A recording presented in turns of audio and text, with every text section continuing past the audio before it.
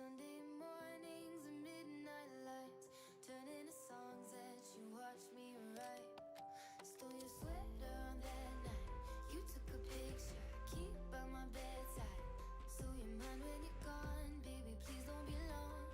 I got my ticket to the west side. You say my name with your accent, makes me remember how much I missed you.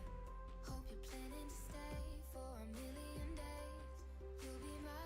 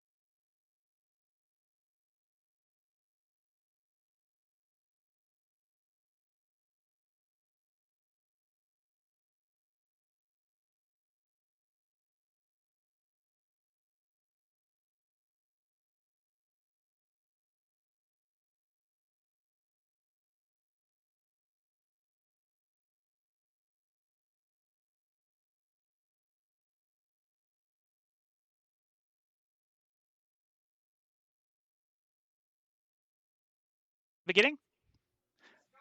Hello, folks. Welcome back. Sorry for that brief interruption, but now we are here to talk about your pre-game analysis for the League of Legends Mountain West Championships. I am joined, of course, by Dieter Elegant Cabbage Hanbicke and Chris Hello. Lentfrid Alleman. Hello. So the two of you have been watching the Mountain West Conference fairly closely over the course of this season, and Boise State, Colorado, very different team styles. Lantfred, I believe you've been collecting some stats on these players, right? Indeed, I've been the production behind the CSU stream all year. I've been doing stats for them. CSU might not have the most impressive KDAs by comparison to Boise, where they tend to shine individually, but CSU is a farming machine. Some of the highest CS per minute rates in the entire Mountain West. Kichi has been consistently at the top of that list, and I don't expect that to change here today as long as CSU can maintain a little bit of control in this game. Of course, now that comes to the question is that they've got those conflicting play styles, and Colorado has had a tendency to fall behind when pressured early on. What do you think about that play style, Cabbage? I think that it might actually be a problem here in this matchup. Boise State really likes those early game aggressive plays, some early game rotations, especially up to the Rift Herald, basically right at 8 minutes, right when it spawns, get that first tower and just start the ball rolling there. Whereas Colorado doesn't mind taking these deficits. So I'm a little bit worried that Colorado's playstyle is going to lead them to taking these deficits that might just be too big to overcome from Boise. Yeah, and I do think one thing that Boise State definitely doesn't have going for them is that they do tend to over-aggress. Yes, they have that aggressive early game and have the potential to really put Colorado far behind as far as the early game goes, but we often see them get a little overconfident. They make these big mistakes. They leave themselves open to punishing, and Colorado is the team to punish those mistakes. No, for sure. I mean, if anyone is going to punish them for being over aggressive here, it really is going to be CSU, and I really think Venona is going to be at the top of that list. I can't tell you how many times I've seen him 1v2 in the top lane on a botched dive and still come out ahead in the game. Yeah, it'll be. I think that's really the pinpoint matchup for this game is if CSU can get Venona out to a huge lead here to just try and make sure that CSU has some handhold to really pull them back up into the mid game. Well, let's take some time to talk about that draft that these players are going to go in, preparing themselves for. Certainly, there are a few champions that are highlighted. Boise State has been almost universally banned against in the terms of the Rumble and the Twitch. And then there's that third ban. What do you put against Boise State in that matchup? I think part of it depends on what sort of composition CSU decides to end up running. I know they can play many different things, but really, I've seen the Nunu be a big problem when Boise played into CSU last time, and I really think that might be something that they should consider banning. But Udyr also still very strong and powerful and is a problem for many teams. I could see that as well. But I do believe that there's been talk amongst the CSU members of banning Gragas. Not only is it a flex, it's just a safe top laner for Goblin, and it just makes sure that Venona doesn't have any matchups that are too bad for the Renekton in the late game. Definitely, and there are kind of a lot of very strong champions in that meta right now. We were discussing some of them that have been destroying our solo queue. Viego, unfortunately, we won't be seeing here today. Still banned away due to some bug fixes that haven't quite gone through yet. We talked about the Senna, we talked about Tristana, but that Nunu definitely a power pick. On the other hand, though, what do you target going into Colorado State? We know that that Thresh has been a constant ban for Colorado.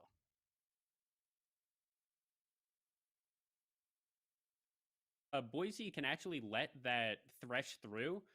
Although it is a signature pick for basically everyone in Colorado. I don't know what they feed you guys up there, but pretty much everyone there is a Thresh god. I wouldn't be super surprised if Boise State actually lets that Thresh through. Now, if Dean, the support of Boise, wants to pick away the Thresh, take for themselves, and pick the Thresh-Aphelios that we've seen so many times in professional leagues, or if they want to pick the Thresh as something against like a Rel to come through, something that's still very strong on this patch, even with a couple of slight nerfs. That could be something that Boise could either take away, or they could just ban it if they just think that, all right, we have 3 bans, we just take the Thresh off, and then we can probably get rid of, I'd say the Galio from CSU is going to be a really big pressure point. It's just very strong with that semi-global ultimate. And then a third ban, maybe an Udyr if they're on red side, so that Boise can't pick up that super strong jungler on first pick. I think there's definitely a lot of focus on those champions who can sort of create pressure on the map by starting those plays off, especially in that support position. You mentioned the Rel earlier, but also things like Thresh, Leona, Atlastar is even technically on the table because they're such great champions for starting things to happen. And I think that's going to be really key in these matchups.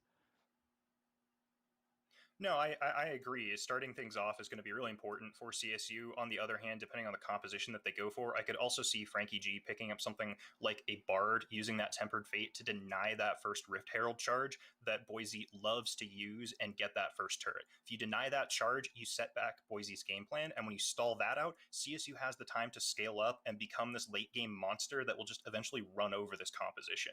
So it is a possibility to see something like that too, but I really think the Thresh ban is dependent on whether or not you are willing to pick Tristana Blue 1. Personally, I don't think that's the go-to plan for Boise here, in which case, yes, you do need to ban the Thresh out because I do believe Boise is on the blue side. Conversely, CSU, if that's up with the Tristana, I could very much see them R1, R2, a Tristana Thresh lane. No matter who takes it is just going to be a really big power point. That's so much early game power, so much early game just pressure. And, you know, whoever gets that, they're going to run top at 8 minutes. And that's just going to be a huge pressure point for the Rift Herald or for any early dragons. And it doesn't really fall off into the late game. I mean, that Rift Herald definitely is very key to the game. Boise State has done this thing where they'd like to do, where they pick up that Rift Herald early and then they swap their lanes, drop the Rift Herald on one side, put their carries in another lane. It's an interesting way to get those towers ahead. How do you think Colorado responds to that? Well, I mean, I mean, I did. Go. Sorry. Go yeah, ahead. you can go. Okay, I did mention the Bard earlier. That is something that Frankie G has played quite a bit. The Tempered Fate just denies that charge, makes sure it doesn't go down. That is one good way to deny it. I mean, other than that, though, I really think CSU making the proper rotations, drafting global pressure champions, like we talked about the Galio, maybe picking up a Twisted Fate, a Shen, something like this, who can make that cross-map play and force these disadvantageous fights for CSU onto even footing. Yeah, and I think the most important thing is a lot of times you'll see Boise State throw early rotations, throw their bot lane up into the top lane to get that top lane pressure, and it leads to their top lane going bottom, and usually they're able to get one turret plate off of that and of like the bot lane from the opposing team just pushing in that single player. And cool, you get one turret plate, but you lose the at least guaranteed 2.5 plates that a herald is. So just swap your bot lane up there to match the 2v2. And I think that's really going to be a crucial thing in this early game, is for CSU to be able to just match or somehow defend against these early game lane swaps that we've seen a lot of these teams just really don't know how to answer. So we've talked a lot about the support side of things, about that Rift Herald. But let's talk about the actual lane matchups. There's a lot of focus on two of them in particular. So let's start on the first one. Venona versus Goblin in that top lane. Venona definitely a sort of carry central focus for the Colorado State Rams. Absolutely. Venona, very much known for the Renekton and the Camille as well, very willing to play those into many different matchups. And so that is something that Boise does need to consider. If they let Venona alone for too long on something like a Camille, eventually he'll just split push the game until it's over. And so making sure that Goblin doesn't get too far behind is kind of a way for Boise to focus their rotations to the top side. If you put Venona behind, then CSU gets behind. And if CSU gets behind, it's an easy game for Boise. And on the flip side of that matchup, we do have Goblin, who was the AD carry for Boise State at the beginning of the season, switched up to the top lane with Ehug, their original jungle, now being their AD carry. And Boise State usually puts Goblin on tanks. We've seen him on the Scion. I want to say we've seen him on the Poppy before. And, that's fine. If you want to play towards the bot side focused like Boise does, then just throw your top lane on a tank. He'll get dove, whatever. It'll be fine. Your bot lane can carry it. The thing that I'm slightly worried about with that matchup is you'll have Venona being able to probably pick the carry, pick the Camille or something into a Scion from Goblin, win the 1v1 or the 2v2 if the junglers come up there.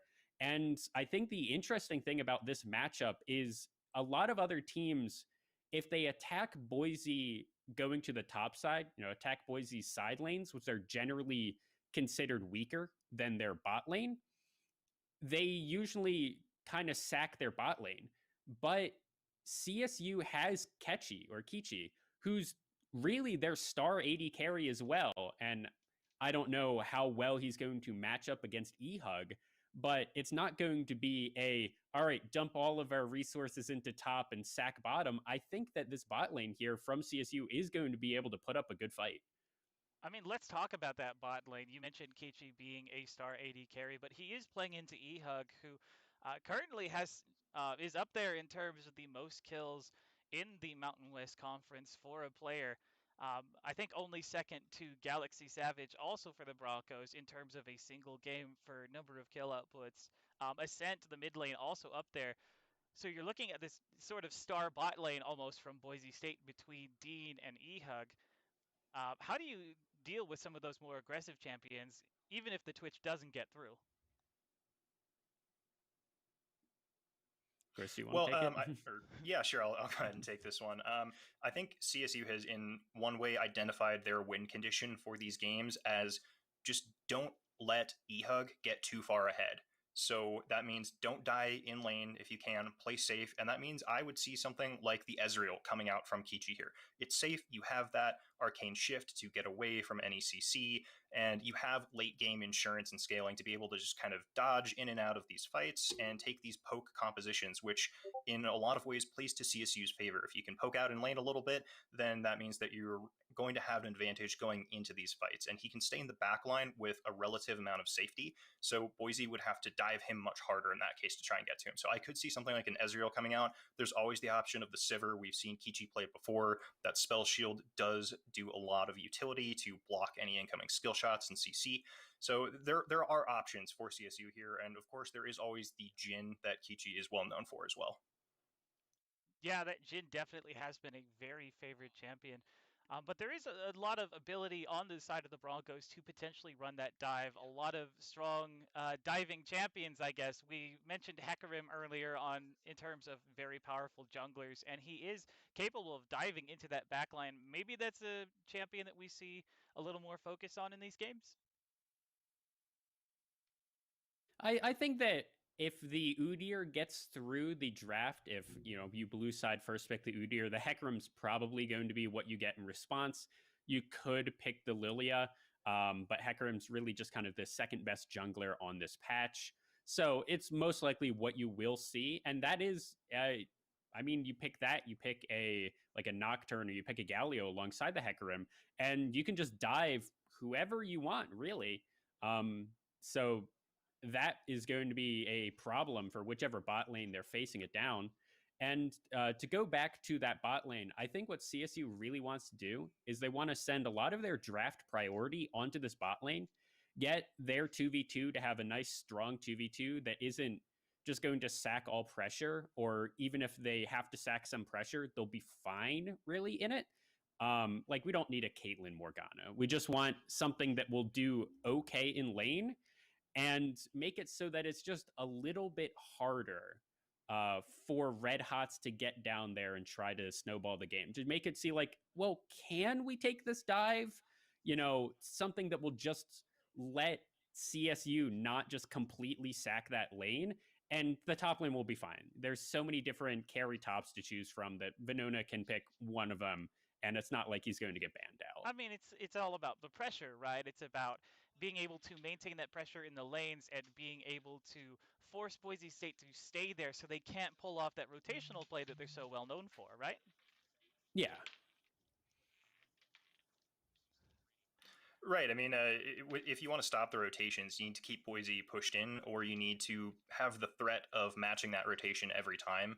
And so, again, this is where we're looking at these global champions that we've talked about. I really think Twisted Fate would be a really good pickup here for Kapari. You shove in the lane, you use those wild cards.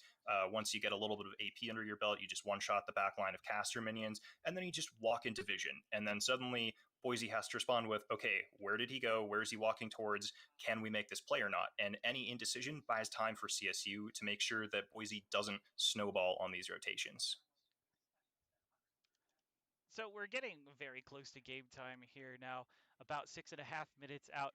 What kind of stuff do you want to see coming into this game? Not just you as, oh, I want my team to win, but what kind of champions do you want to see? What kind of matchups do you want to see? What would make you really happy to see in this game?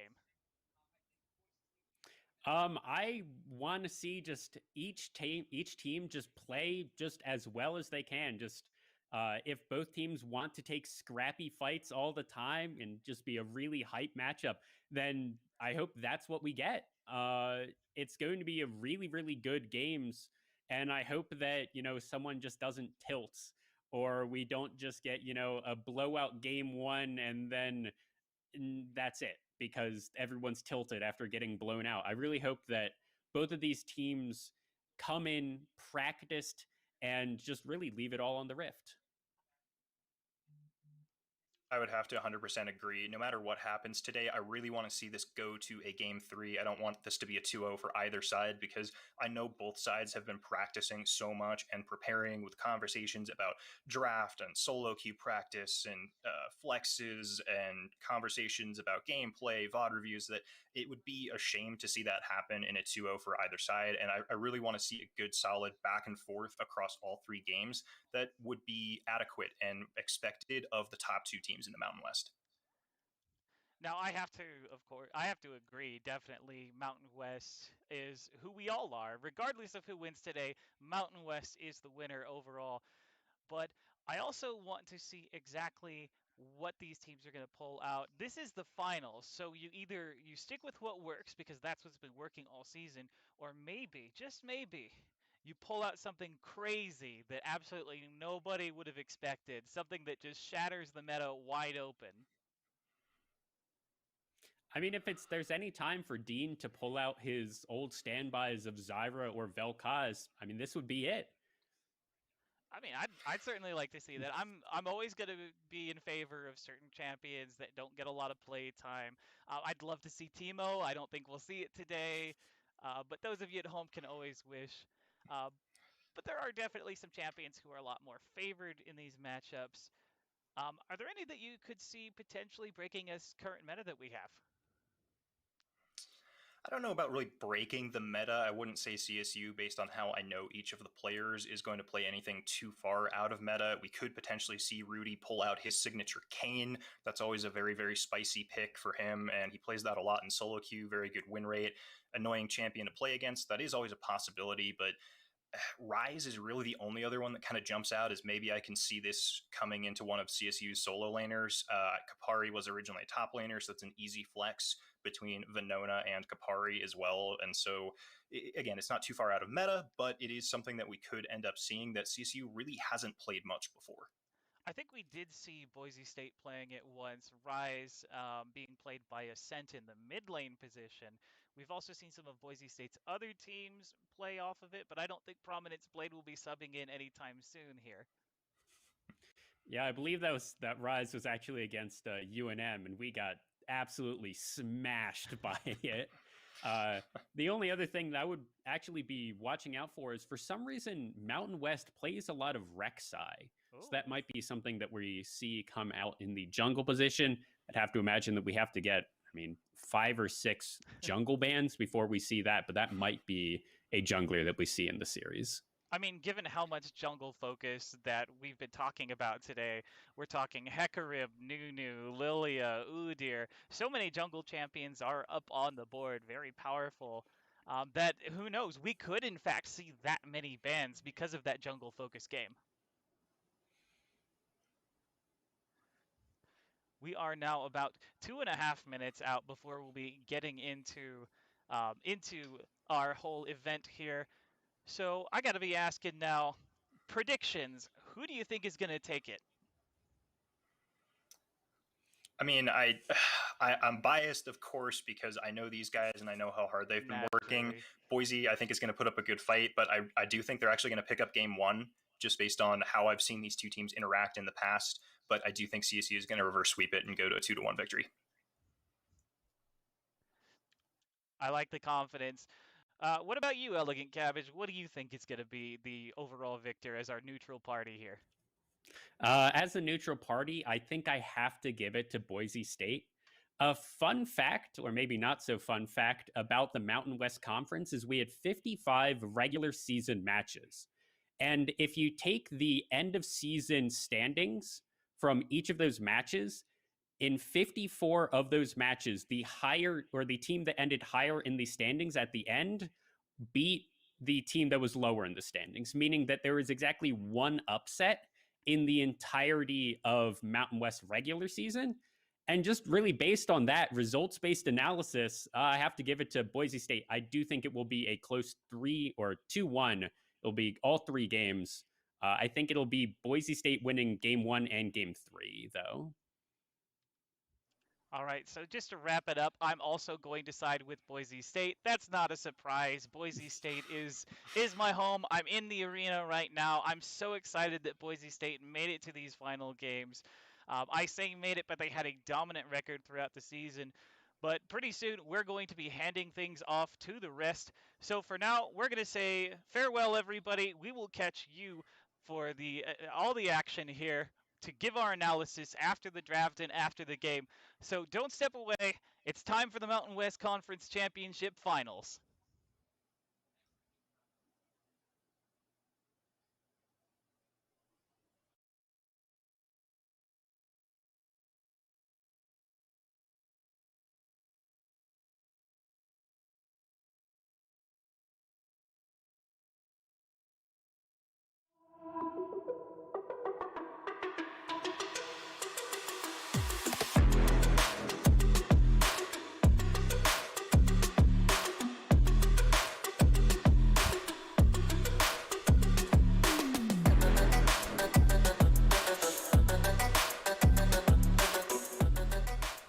Hello and welcome into the Boise State Game Pants Esports Arena. Today, we crown a Mountain West champion. Somebody's going home with their first title in Mountain West history. Will it be Boise State, the 10-0 favorite, or will it be the upstart Colorado State Rams, who have had a history of upsetting Boise State in the playoffs? All we have to say here in Boise is Jan atop, and we know exactly what that means. I'm Michael Fish Fisher, joined by the man who called this event back in 2018, is Adam Chizu McGuire. Chizu, we talked about in the semifinals, but this is different. It's the finals. What makes the finals, what makes being 3 games away from a champion that special to these players? This is a David and Goliath scenario here. Boise State practically, if not literally undefeated, on their way here into the finals. CSU has been here before, like you mentioned, that upset last season.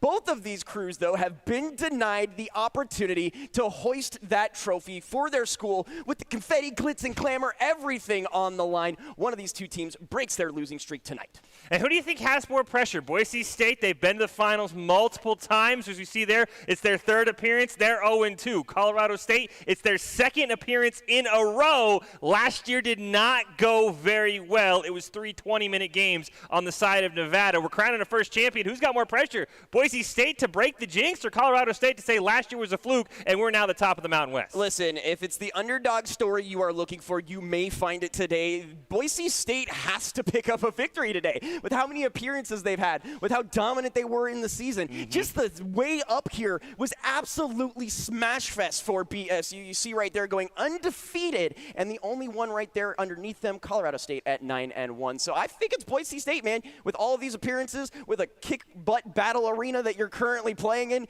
you got the pressure on you. Yeah, that standings doesn't even tell the full story because Boise State is 20-0 in their last 20 regular season games. This isn't the first year that the Broncos have blitzed the Mountain West and then they get to the playoffs and things just haven't gone their way. 3 appearances in the finals. It's been a little while, though, as they got knocked out last year. We talked about it. Jan atop is all you have to say. It was a 5-game marathon. I cite that as the reason we're now playing best of 3 because that took 5 hours last year to determine who the Mountain representative was going to be. Colorado State knocked them off. They made it to the finals live in Las Vegas.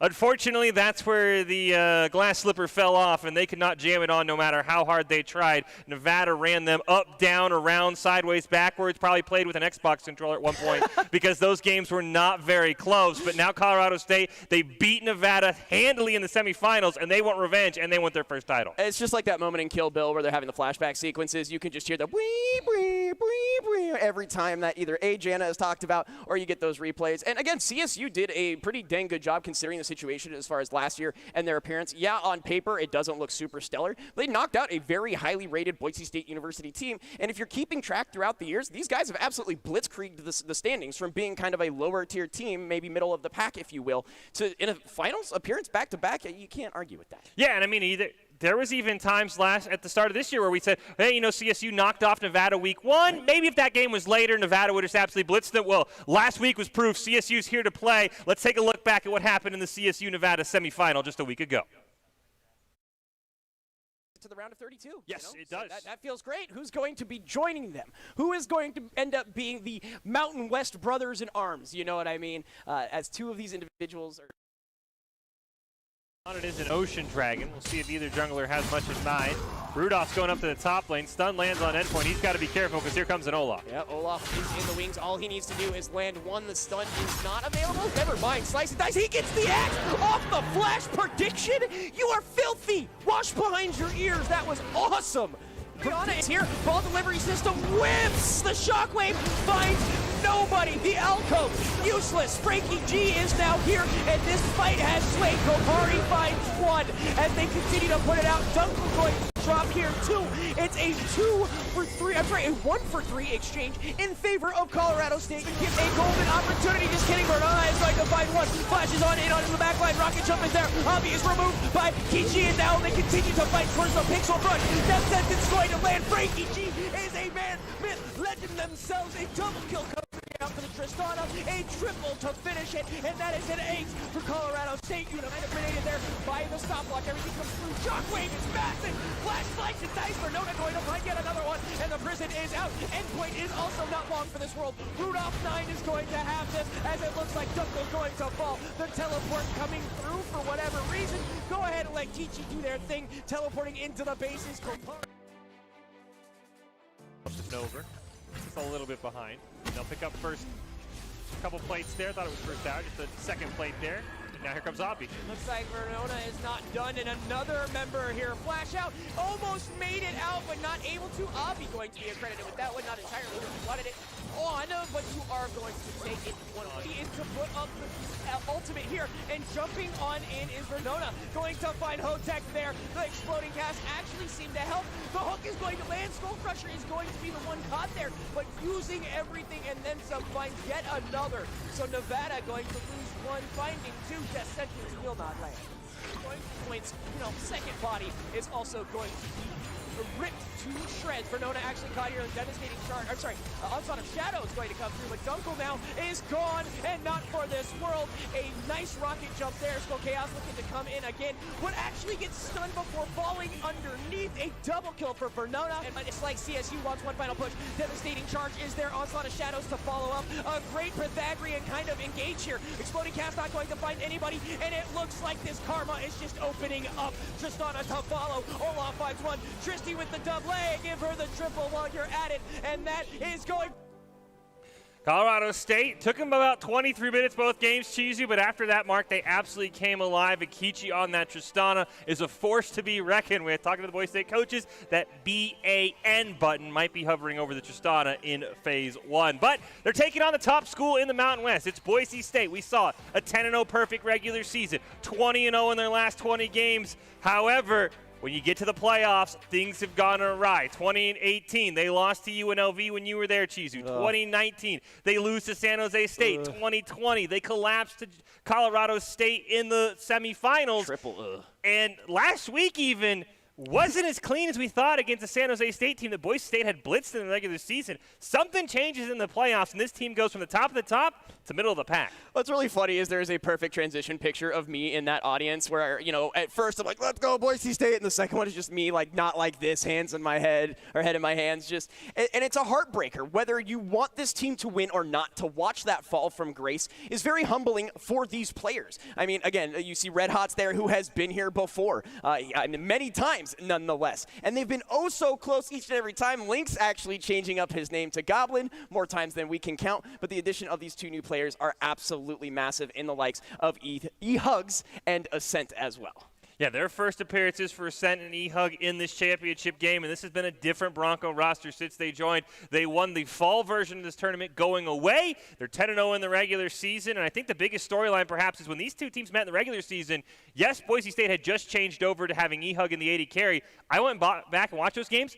Rumble got through both games, which is absolutely unheard of. 100% win rate, 15-plus KD, according to Ascent on Twitter. He put the stats up himself after the regular season.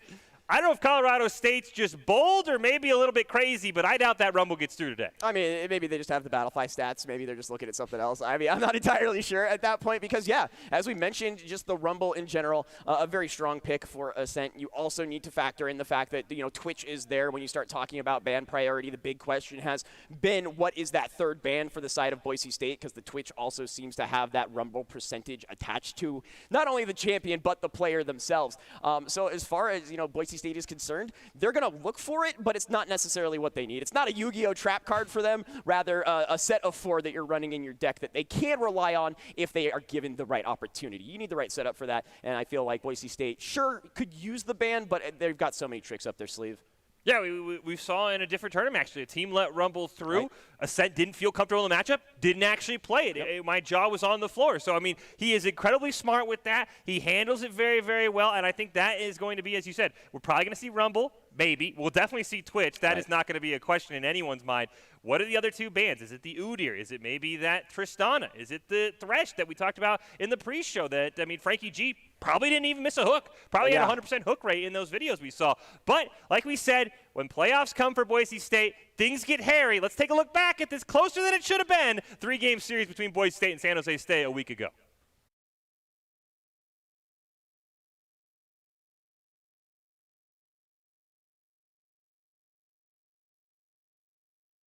Well, we are back. That was fast. You know, we didn't want to bring up the ghost of Christmas past because the ghost of playoff past for Boise State has been a disaster. And that's what they're trying to break here today is we talked about it. I mean, it's been beat to death. Even Chat was saying last week, Boise State always chokes in the playoffs. San Jose State's got this in the bag. It's something you've got to get that monkey off your back at some point. Why not today? Why not us? Because Boise State would love a win because there's a lot more at stake here, Chizu, than just a Mountain West trophy. I was talking to the Boise State coaches, not Koba in particular. The difference between winning and losing the Mountain West for the playoffs and CeeLo is insane. Right. The top seed, you're in the Group A bracket with every other winner. The loser here, you're in Group D, and if you watch Collegiate League of Legends, this sentence is going to mean a lot to you. You could play Maryville in round 1. The group of death, as you like to call it. But a quick look here at just how everyone got to where they were today. And again, just awesome to see that Colorado State was able to, claw their way up here. But yeah, as you mentioned, man, this is huge for both of these schools in every way, shape, or form. And hopefully we get a series of bangers out of these individuals because, again, any team, any day has always been my mantra. And if there is a time and a place with all of the volatile chemicals we have thrown into this mix, swirl pot, anything is possible today.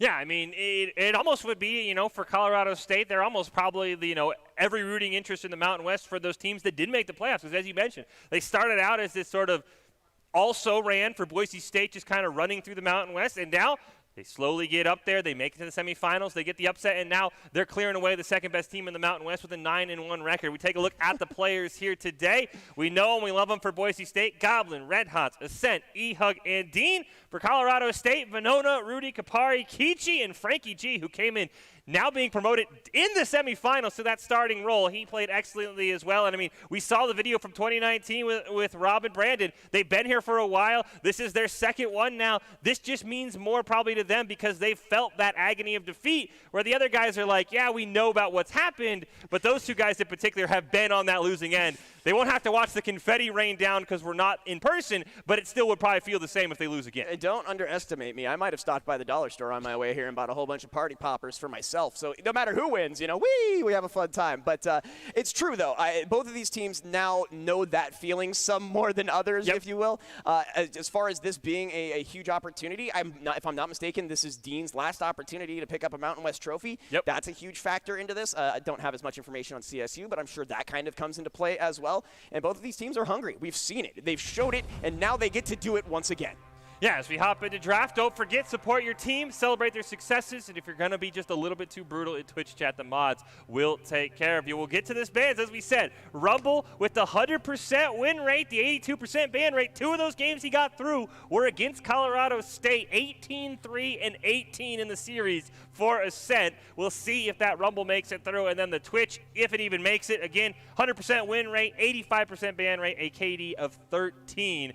You have to assume those are bands 1 and 2 for Colorado State. Woo. And just like that, we'll throw them up on the board. Meanwhile, you get that Camille. Probably those stats fit right in for Venona. It's a champion he loves. There's that Kane that we talked about, maybe a spicy pick. That's something Rudolph wants to play. And the Alawi, actually, no, the Tristana. I was like, the Alawi's interesting. There's that Tristana. Kichi's not going to have any fun. We're taking everybody's favorite champion right off the board. And I do have to apologize to Venona because apparently I wanted to throw the Ver in there for every fight. So I'm going to fix it this time, I promise. Yeah, a player they need to be aware of. As you watch those highlight reels, that was the name, despite the fact I couldn't say it correctly. That was coming out of my mouth multiple times. So the first pick, no surprise, going to be a Udyr. Jungle's just been a huge priority for both of these schools. Boise State likes to play fast, reckless, and very aggressively, while CSU a little bit more reserved. They respond really well. And speaking of response, you might as well counter that out. No surprise again. Olaf going to be the pickup here for CSU. Yeah, 2 of the strongest junglers. I really do like that Gragas ban for Colorado State because it's something that Goblin has been playing better and better, and it's something he's very comfortable on. And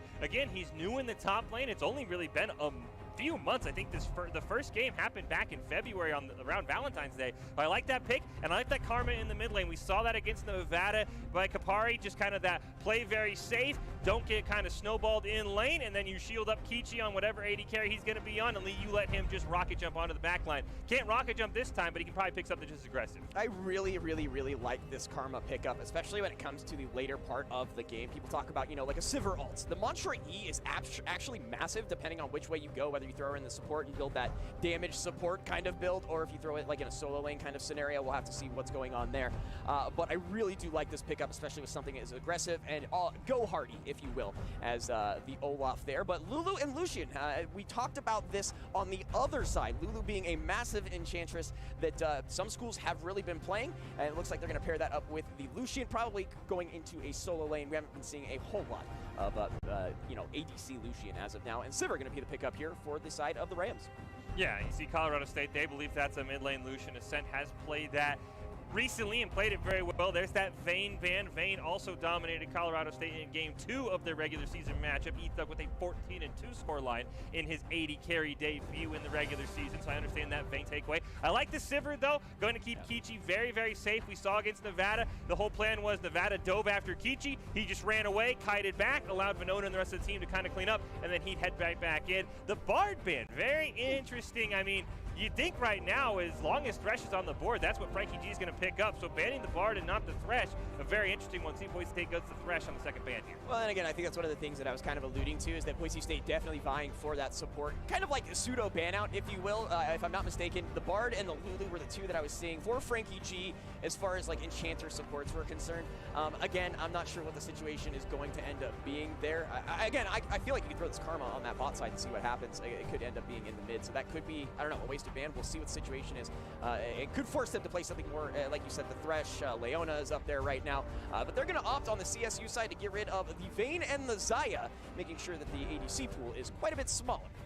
Yeah, we see the Aatrox ban as well. They're definitely trying to make sure Venona does not have a comfortable time. The Shen's still available for Boise State. I think that's a pick that Goblin has played really, really well, and it fits the style of Ethug's going to be somewhere where an AD carry probably shouldn't be, and what better than to have a Stand United Shen who ends up right in the middle of a team fight, because unlike the AD carry who's supposed to be in the back, Ehug's trying to just pick everyone off, and it would fit great with that Kog'Maw that he has really been favoring recently. We see the Gnar on the other side. We'll get our final picks here. I would love the Shen if you're Boise State, though. Absolutely. As you mentioned, the protection it offers, the ability to get around the map is absolutely huge, but this Kog'Maw pick is so awesome. It's been a while since I have seen him run to his full potential, but you give him the shield, the movement, and just make him a massive little butterfly if that's the skin you're running, and he becomes problematic. Speaking of huge, Cho'Gath, one of those unkillable tanks if he can have his way. He's got to get there, though, being picked up as the final move there from Boise State University. Yeah, we saw that Cho'Gath pick last week by Endpoint of Nevada, went into the Aatrox for Venona, did not go very well. We'll see how the Gnar Cho'Gath matchup goes. I'd have to assume it won't be a beautiful butterfly, but a very angry bee, if I had to guess, for the Kog'Maw there with his newest skin. And then we get the Ahri, which probably in the support role. We've seen Dean play it a lot, but it opens it up to maybe, as you talked about, rotating that Karma down to the bot lane and putting Ahri in the mid lane. So a very, very interesting choice as we get Doc's keys to the game for the Mountain West Championship, especially for Boise State. The past is the past, so it does apply to both these teams. Trust your preparation, play your comp, respect theirs, and stay focused on your win condition. It's all brought to you by Count, whose Identity Trust Global Network delivers real-time fraud prevention, account protection, helps you stay safe, working with more than 9,000 leading brands and payment providers. You want to stay safe online? Go check them out at count.com. Well, we get ready for go into game number one. Cheeser and I are going to prepare. We're going to throw it over to Glovely in the Mountain West analyst desk. They're going to break down everything they saw in the game one draft. Hello, everybody. Welcome back to the analyst desk. We've gotten to the end of our draft. So at this point, let's throw over to Ledford. What do you think Colorado is trying to accomplish with their composition? You know, I really think the Olaf pickup is something that Rudy is comfortable with into the Udyr, and is also a high-tempo jungler, forces CSU to be proactive in the early game. And you also have this Karma, who is just going to shield up this Olaf, make him go faster, and just run through everything in front of him. So I see it really clear. They just want to get Olaf onto this Kog'Maw, onto these Lucian and whatnot carries from Boise, and just make sure that they don't get a chance to even play the game when it comes to some of these team fights. I mean, definitely. Yeah. Go ahead. I have to somewhat question Boise's draft, because the first three picks from CSU was Karma, Olaf, Sivir, which it's very clear that those three picks are, you throw the Karma shield onto Olaf, you hit the on the hunt with Sivir, and then Olaf just books it towards the back line of Boise, and there's nothing really that they can do about it. And the response to that from Boise was to pick Kog'Maw, something that isn't going to be able to kite the Olaf out, something that isn't going to be able to protect himself. And I mean, I guess there's the Acathian Rage, the passive from Kog'Maw, but I mean, it's kind of useless. So I'm not entirely certain why they went with the Kog'Maw in draft after these first three picks from CSU. Okay. Honestly, I agree with you. Rather than the Kog'Maw, I would have picked something with a bit more mobility. I would have maybe taken that Lucian down into the bot lane, even though he's a bit stronger as kind of a solo champion in that mid lane usually. It's really strange to see that Kog'Maw, especially since the one time we've seen Boise State play it kind of got smashed. Yeah, I mean, it did kind of get smashed that one time that we saw it. And then Kog'Maw, again, not really a hyper meta pick right now that I'm aware of. Probably not something that CSU really prepared for. And I'm thinking maybe that was the rationale. It's not something that they prepped for intentionally. But on the other hand, Kichi on the Sivir has played a lot of this champion, and especially if he goes lethality, a single boomerang blade from Sivir will do 3/4 of Kog'Maw's health bar. So effectively, he's zoned from the fight before it even begins if he's not careful for Ehug here. So that could turn out very poorly as well. Yeah, definitely something to be concerned about. And all that crowd control that Boise State has to bear to protect that Kog'Maw, kind of useless in the face of a Ragnarok. Yeah, it's also the Kog'Maw's a little bit interesting because I think we saw Kog'Maw last season a little bit when they buffed him for AP in the mid lane. I want to say Caps over in the EU, LCS, or LEC just put on a clinic on that champion. But I can't really remember the last time we saw a Kog'Maw down in the bot lane in any sort of professional game. Maybe like season 4, season 5, almost half a decade ago. And I can't tell you when the last time I saw a Kog'Maw in a solo queue game was. Probably about the same amount of time. Well, I mean, if you're talking about the way that Boise State likes to play, it usually is through that bot lane. So building sort of that hyper carry that you protect in the back line does make a lot of sense for them as a team, even if it doesn't make much sense for this particular draft. Yeah, I mean, I understand the rationale of picking a hyper carry, but really, Kai'Sa's open here. I think that would have been a much better pick. You can kill her instinct in, you can blow up this Ari or the Sivir before they even get a chance to do anything in the fight. I think that might have been a better option here. And also, I'm kind of surprised by this Ari pick from CSU as well. It's not really something I've known Colin Kapari to play, and the Orianna was up, and an Olaf with a bunch of shields from Karma and the Sivir on the hunt is an easy ball delivery system. It does kind of seem like you just throw the Olaf in there and he runs into the middle of the enemy team, you pop the ball. That seems like a really easy way to start an engage. If I had to guess what the Ari is for, I would say maybe you're looking for more solo plays, maybe you're looking for something that roams a little bit easier. Orianna, not exactly, the super swiftest champion in the world, even if you are burning up that W to give you those bonus move speed buffs. Yeah, and the Ari into Lucian, I think the Ari was just picked for that mid lane matchup. Ari does reasonably okay into Lucian.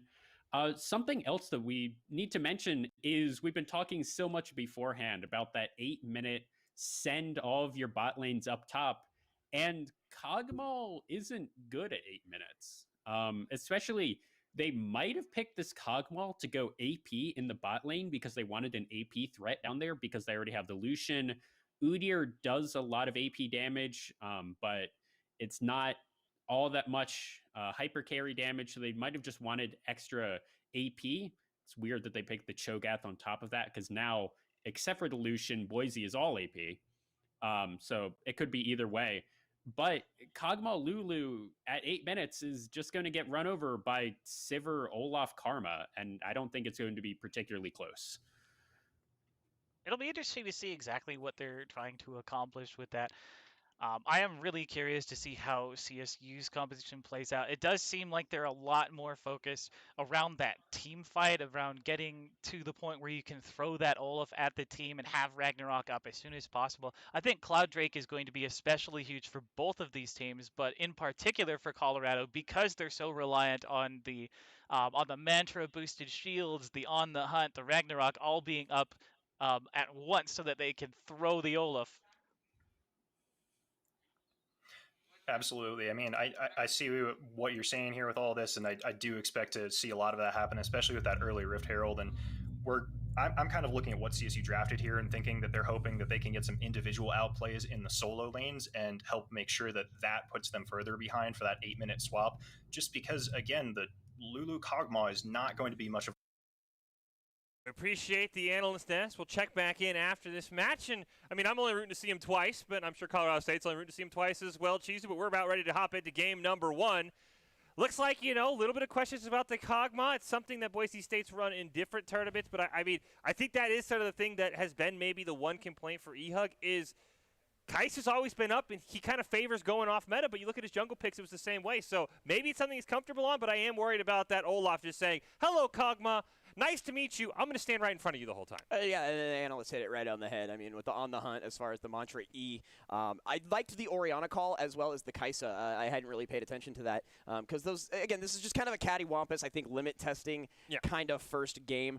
I have, like, I don't know what to call it. It's like that little voice in the back of my head that says Boise State ran a Kog'Maw once, and it was, like, filthy, like, ban-worthy. I don't know if that was this year or what the situation was. I'd have to go back and watch even more tape than I have been. But I know that they have run it at some point if I, again, not, losing my mind, which might be the case. So I'm curious to see what happens. I just want all these hyper carries to basically get the resources they need and then pop off. I want to see just one person stand in front of their entire crew and say, this is ours. Game 1, we're taking this. Cheesy, to answer your question, there's been 2 instances. Okay. We have the Janatop meme-worthy Kog'Maw jungle that I don't think you and I want to revisit. Like getting into and we also have restart the game or something. In UPL, we saw Boise State in the Upstart Premier League. They brought it out against Bethany Luther 2 when the Twitch was banned. So they had brought it out recently, and it was filthy. So you are correct. In one instance, the Kog'Maw that's jungle. the only time I'll be right tonight. The Kog'Maw jungle, you and I don't think either of us want to really live that game. The Dark Harvest on the Sivir. Let's go. That's very interesting. Usually you see just press the attack. Nah. Sometimes we're you see stacking bodies tonight. We're stacking. I will say we saw this last week for Nevada where they had the Sivir and they'd go charge and then they just all splat. Right. So that is kind of the one thing where I could be worried for Colorado State if they say everybody we're going in and Boise State has the counter. Colorado State's just going to collapse. They don't have a way in and they're going to invade right on top of a ward. But they must have not done their homework because the last time Red Hot started Red was probably 3 years ago. They're just going to counter jungle, though. We're going to get some vertical jungling, I bet, to start. Yeah, just go ahead and take it. Try to put it behind. He's going to force his hand, force him to move into the enemy jungle. Although, interestingly enough, Boise State going to find Kichi and Frankie G right off the bat. Boomerang comes out, does 50% health, Frankie G, for that matter, trying to get a little bit of say right there. But nice exchanges, I guess. A little, hey, how are you in the early 2 minutes of this game on the bottom side. And basically a basic start, if you will. As you mentioned, the key runes being a little interesting there. But look at this, the aggression between just the supports, the amount of poke that they have. Going to be something to definitely pay attention to on the bottom side, especially including, the slows and shields that they do have to offer. Yeah, we also have the Fleetfoot Cho'Gath, which is usually you just see the Grass of the Undying, I guess, in the melee versus range matchup. But here comes a gank. He walked over a ward, though, so E-Hug's going to say, yo, what up, thumbs up all around. Sure. They're just going to disengage. And Frankie G with that Mantra Q, not going to land right between the two players. A nice field goal if we were to change games. But just, again, I mentioned limit testing quite a lot. That's kind of one of, the Boise State specials, is that they will not necessarily throw away game 1, but they will do absolutely absurd stuff in game number 1 that doesn't necessarily pan out for them, just to kind of see what they can get away with, come back in game 2 and 3. We didn't really do any, analyzing as far as, who and where, what we think the situation might be, but I have a feeling we're going to a game 3 in the overall. Great glitter lances right there. Going to stop Frankie G for a quick second. Go ahead, flash on him. Well, flash comes up for that matter. As Ascent going to get a doubles tap right there. It's the press of the attack. I do like this bot lane for Boise State. Very defensive. Got the heal barrier. The kill pressure on the other side from the Ignite and that Dark Harvest. But E-Hug, he smells blood in the water. He wants Frankie G at any moment.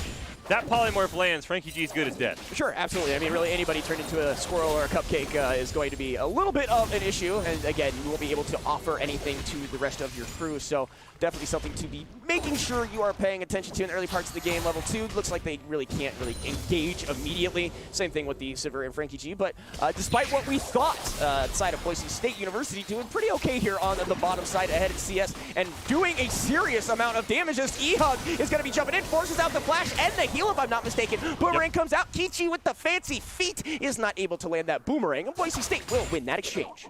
The health bar favors Kichi just a little bit if he wants to go back in, but he's got to be careful because his support's now backing either the junglers too much. Spell shield. Picks, get him. Little glitter lands, go ahead and spit on him a little bit, but that's about 100 health left. And the Boise State bottom lane looking good. Rudolph going to be making it a first appearance in a lane. He chooses mid to be his opening gambit, and he's just going to say hi, walk on out of there, basically let the mid lane know that he's watching.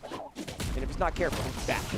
Yeah, I'm expecting him to go top lane. I definitely think that's maybe where Boise State's most exploitable. As we see, Meganar is going to come out. Goblin's got to be careful. Level 4. So doesn't have to be too concerned. Is able to get the Rupture right there. So Goblin should have the Vorpal Spikes to follow this up. Forcing Venona back into the brush there. Goblin continuing that push. Is going to land yet another Rupture. Looking for more spikes. Going to hit him, but not enough. Olaf is in the wings looking to maybe make a move here.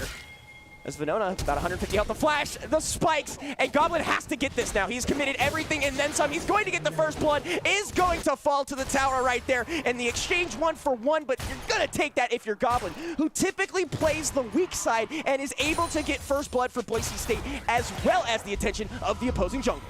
Yeah, teleport already going to be used there by Venona to get back into lane. A great job getting that max range auto attack with the Vorpal spikes off to get that kill, though I do worry in that Gnar versus Cho'Gath matchup, the more kills than Gnar has, probably the scarier. Red Hots, that bear is going to get put on a leash.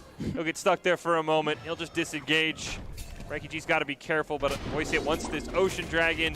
And with Rudolph in the top lane, everybody's coming down. It's a party. Yeah, and they've got vision here, so they're able to kind of spot out whether or not that bot lane is going to rotate up. I love the fact that Pix just sits wherever you want him to. The ability to shoot that second glitter lance and tag somebody at a ridiculous range is just, it's so satisfying as an Enchanter support to be able to not only offer up the, hey, go ahead, check it out, you got a shield, you're fine. Oh, and by the way, if we need to, they're not getting you. So just great awareness right there. They not only do they get the information, they get a little bit of poke down as well. And Frankie G, once again, getting caught by the glitter lance, and now Boise State is going to jump in on this. Looks like Frankie G just taking so much damage. Boomerang comes out and is massive, but Ehug is going to pick that up. Olaf is here. Rudolph 9 is in the lane, and here comes the teleport. Great flash. I don't think that actually landed anywhere. It didn't hit anybody, and the teleport is enough to scare off Colorado State University. They had an opportunity, slipped right through their fingers. Yeah, fortunately for Boise State, that teleport, nice the Q there. The Boomerang going to shut down the back. That's going to give Venona free plates, free experience. He's already up 1. Now he's bullying Red Hots under tower. That teleport is just a disaster for Boise State, unfortunately. Yeah, it's not necessarily what you want, but it's what you get, and you can't always, I guess, get what you want.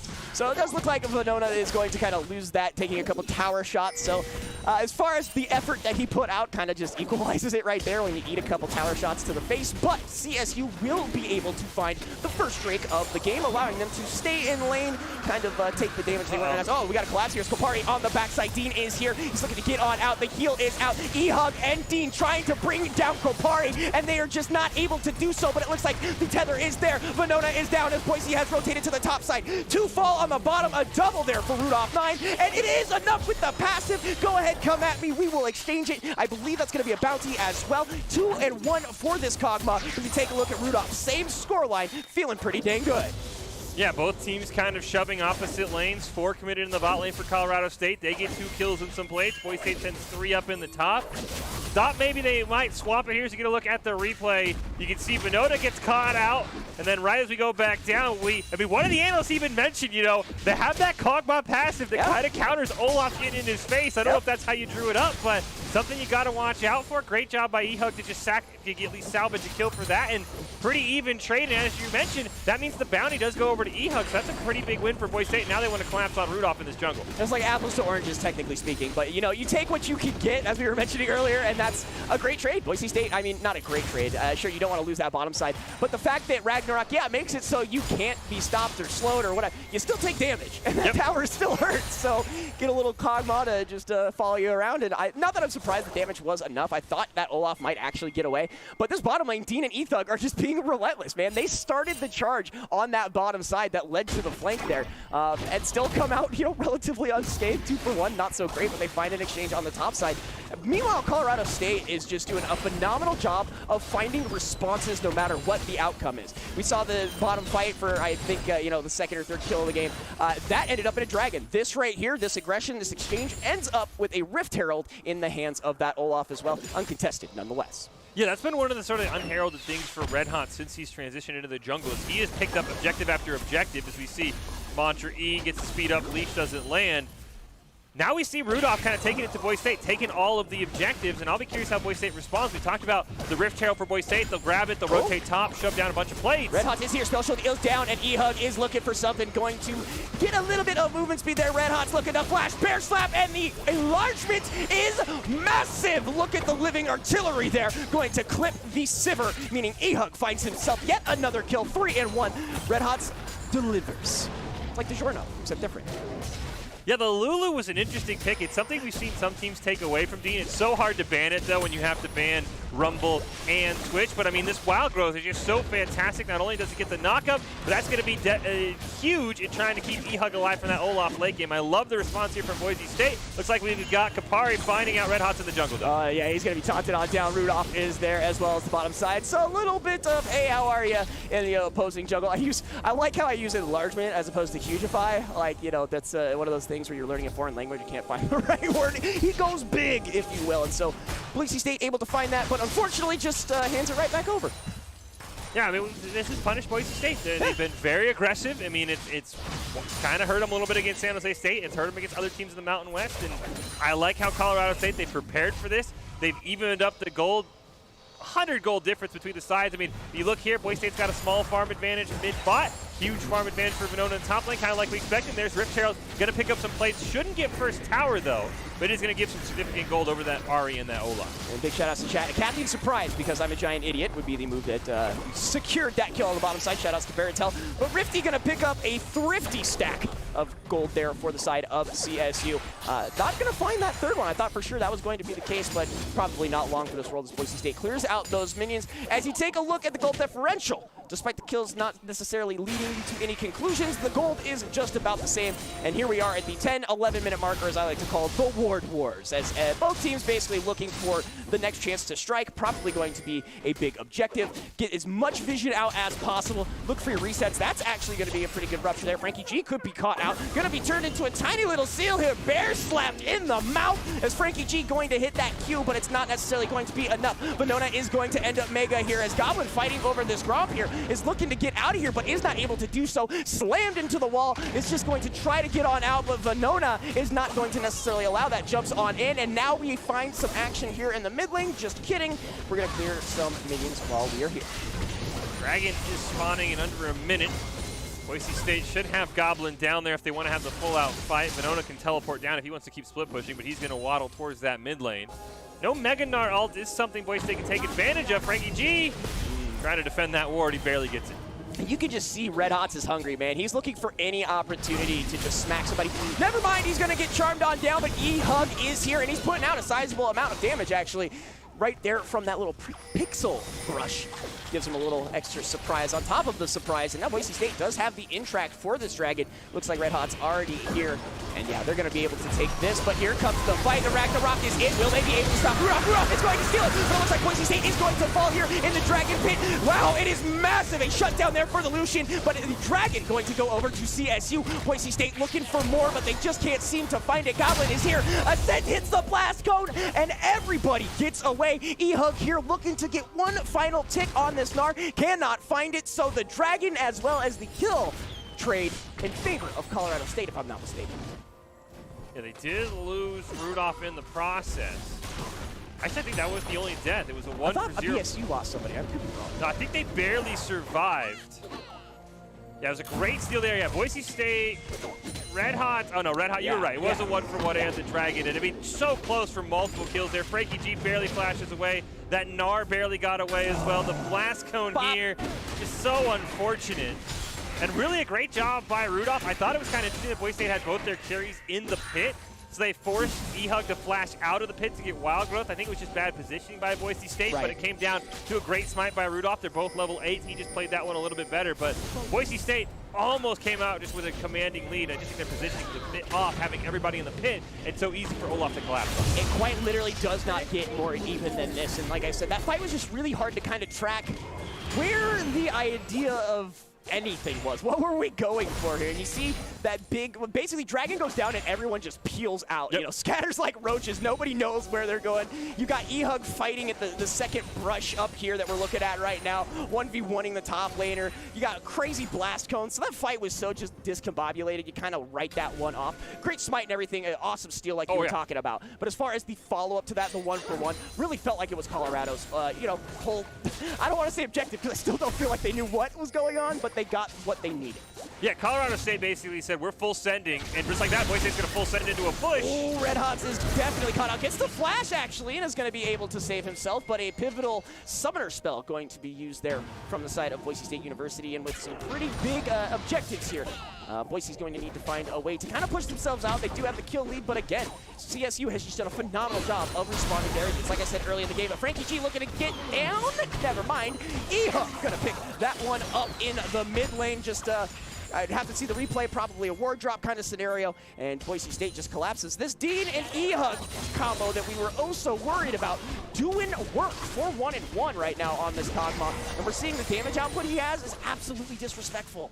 Yeah, the amount of range he gets with the W is just absolutely insane. Anyone who doesn't have flash is just going to be gunned down. Kapari rotating down, stands on top of a ward. Rift Herald is up, and neither team suing. Kichi can't run away. And is he going to get it? The Academy surprise is so close. They are going to find Kopari here now in the river, heading up towards Red, is able to get out. Never mind, jump back in. That stun is there. The taunt is good. The shields are up, and here comes Rudolph. Teleport is in. Ehuk looking for something, not going to find it. But this teleport, actually, this passive on Cosmos to pick this up, and it is good. Goblin looking for something here, is not able to get anything. Rupture hits nobody, and the rest of Boise State is not here. They are losing this fight and are being forced back, but here comes the set. The solution is here, and instead of being able to hit everything, the chickens block the culling. Thank you so much, secondary jungle supports. You got Kichi coming down that would give Colorado State the man advantage. Boise State wanted to bait him into his scent. Great job by Colorado State sniffing out that something was weird there. And I mean, and that is the one thing that I do like about this Ahri pick is that charm is going to allow them to shut down Ehuk because he's going to get caught in these positions where you're like, well, the AD carry shouldn't be there to see the end of the fight. Gets that kill once again with the Catholic surprise, and there they go. Coling nearly stops it, but the chickens were very, very angry about that. They're going to come to their defense. Probably wouldn't have killed anybody, but might allow Boise State to keep dieting, so I like the play there, and once again, it's Colorado State who somehow just barely squeaks away. And they got dead even. It's so funny, with the exception of the two Drakes, you know, those being like a stat-based kind of advantage. The resources, I mean, you take a look, you got the first items finished up on just about everybody, or, you know, soon here. Take a look at CSU, though. You know, they're still kind of, they got bits and pieces. They've done the thrifty shopping. They've got to upgrade now. Quit doing the Macromore thing, and I don't know, look for something a little bit more worthwhile. But now clearing out some vision, looking for this next Drake here in the very near future. Going to be an Infernal Soul as far as this game is concerned. And everybody loves just a little bit more damage, don't we? Yeah, and Rudolph's got to loan that AMX black card out to the rest of his team. He's at 6-2 with any item he wants. And as you mentioned, the rest of CSU's like, we can scrap this together for spare parts. We're going to get a fight here. Undertow misses.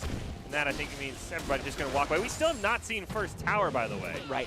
And we're going to get a fight over Drake. Taunt is going to find D. They're not able to put up the shield. He is able to get on out. Rupture is actually pretty big there. Red Hawk's looking for a way in. Not going to find it, as it looks like this one's just going to be a fight for a ward here at this point, but in jumps Kopari. Kopari not able to land the taunt there. And now even more back and forth here near this brush. The vision becoming absolutely pivotal here. It looks like CSU will be the ones to pick this up, forcing Boise State to take this fight if they, you know, so choose. This will put CSU at break point. The culling going to come on out. Red Hots is going to jump on in. He's looking to get the spike down, and it's instead going to go to Rudolph 9, and the rest of CSU, a massive three-man Gnar ult from Venona is going to put Boise State on the back foot, and they are being systematically erased from the map. 3 already down for 1 in favor of Colorado State University. The Rams are unrelenting here as they push down mid lane, but Ascent and team will be able to get on out. It is Dragon Point, Soul Point for CSU, and a handful of kills to boot.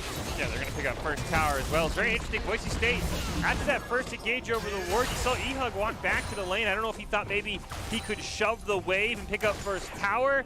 And I thought, okay, maybe Boise State's just going to say it's just Soul Point. We'll trade it off for first tower. But instead, then they tried to re-engage.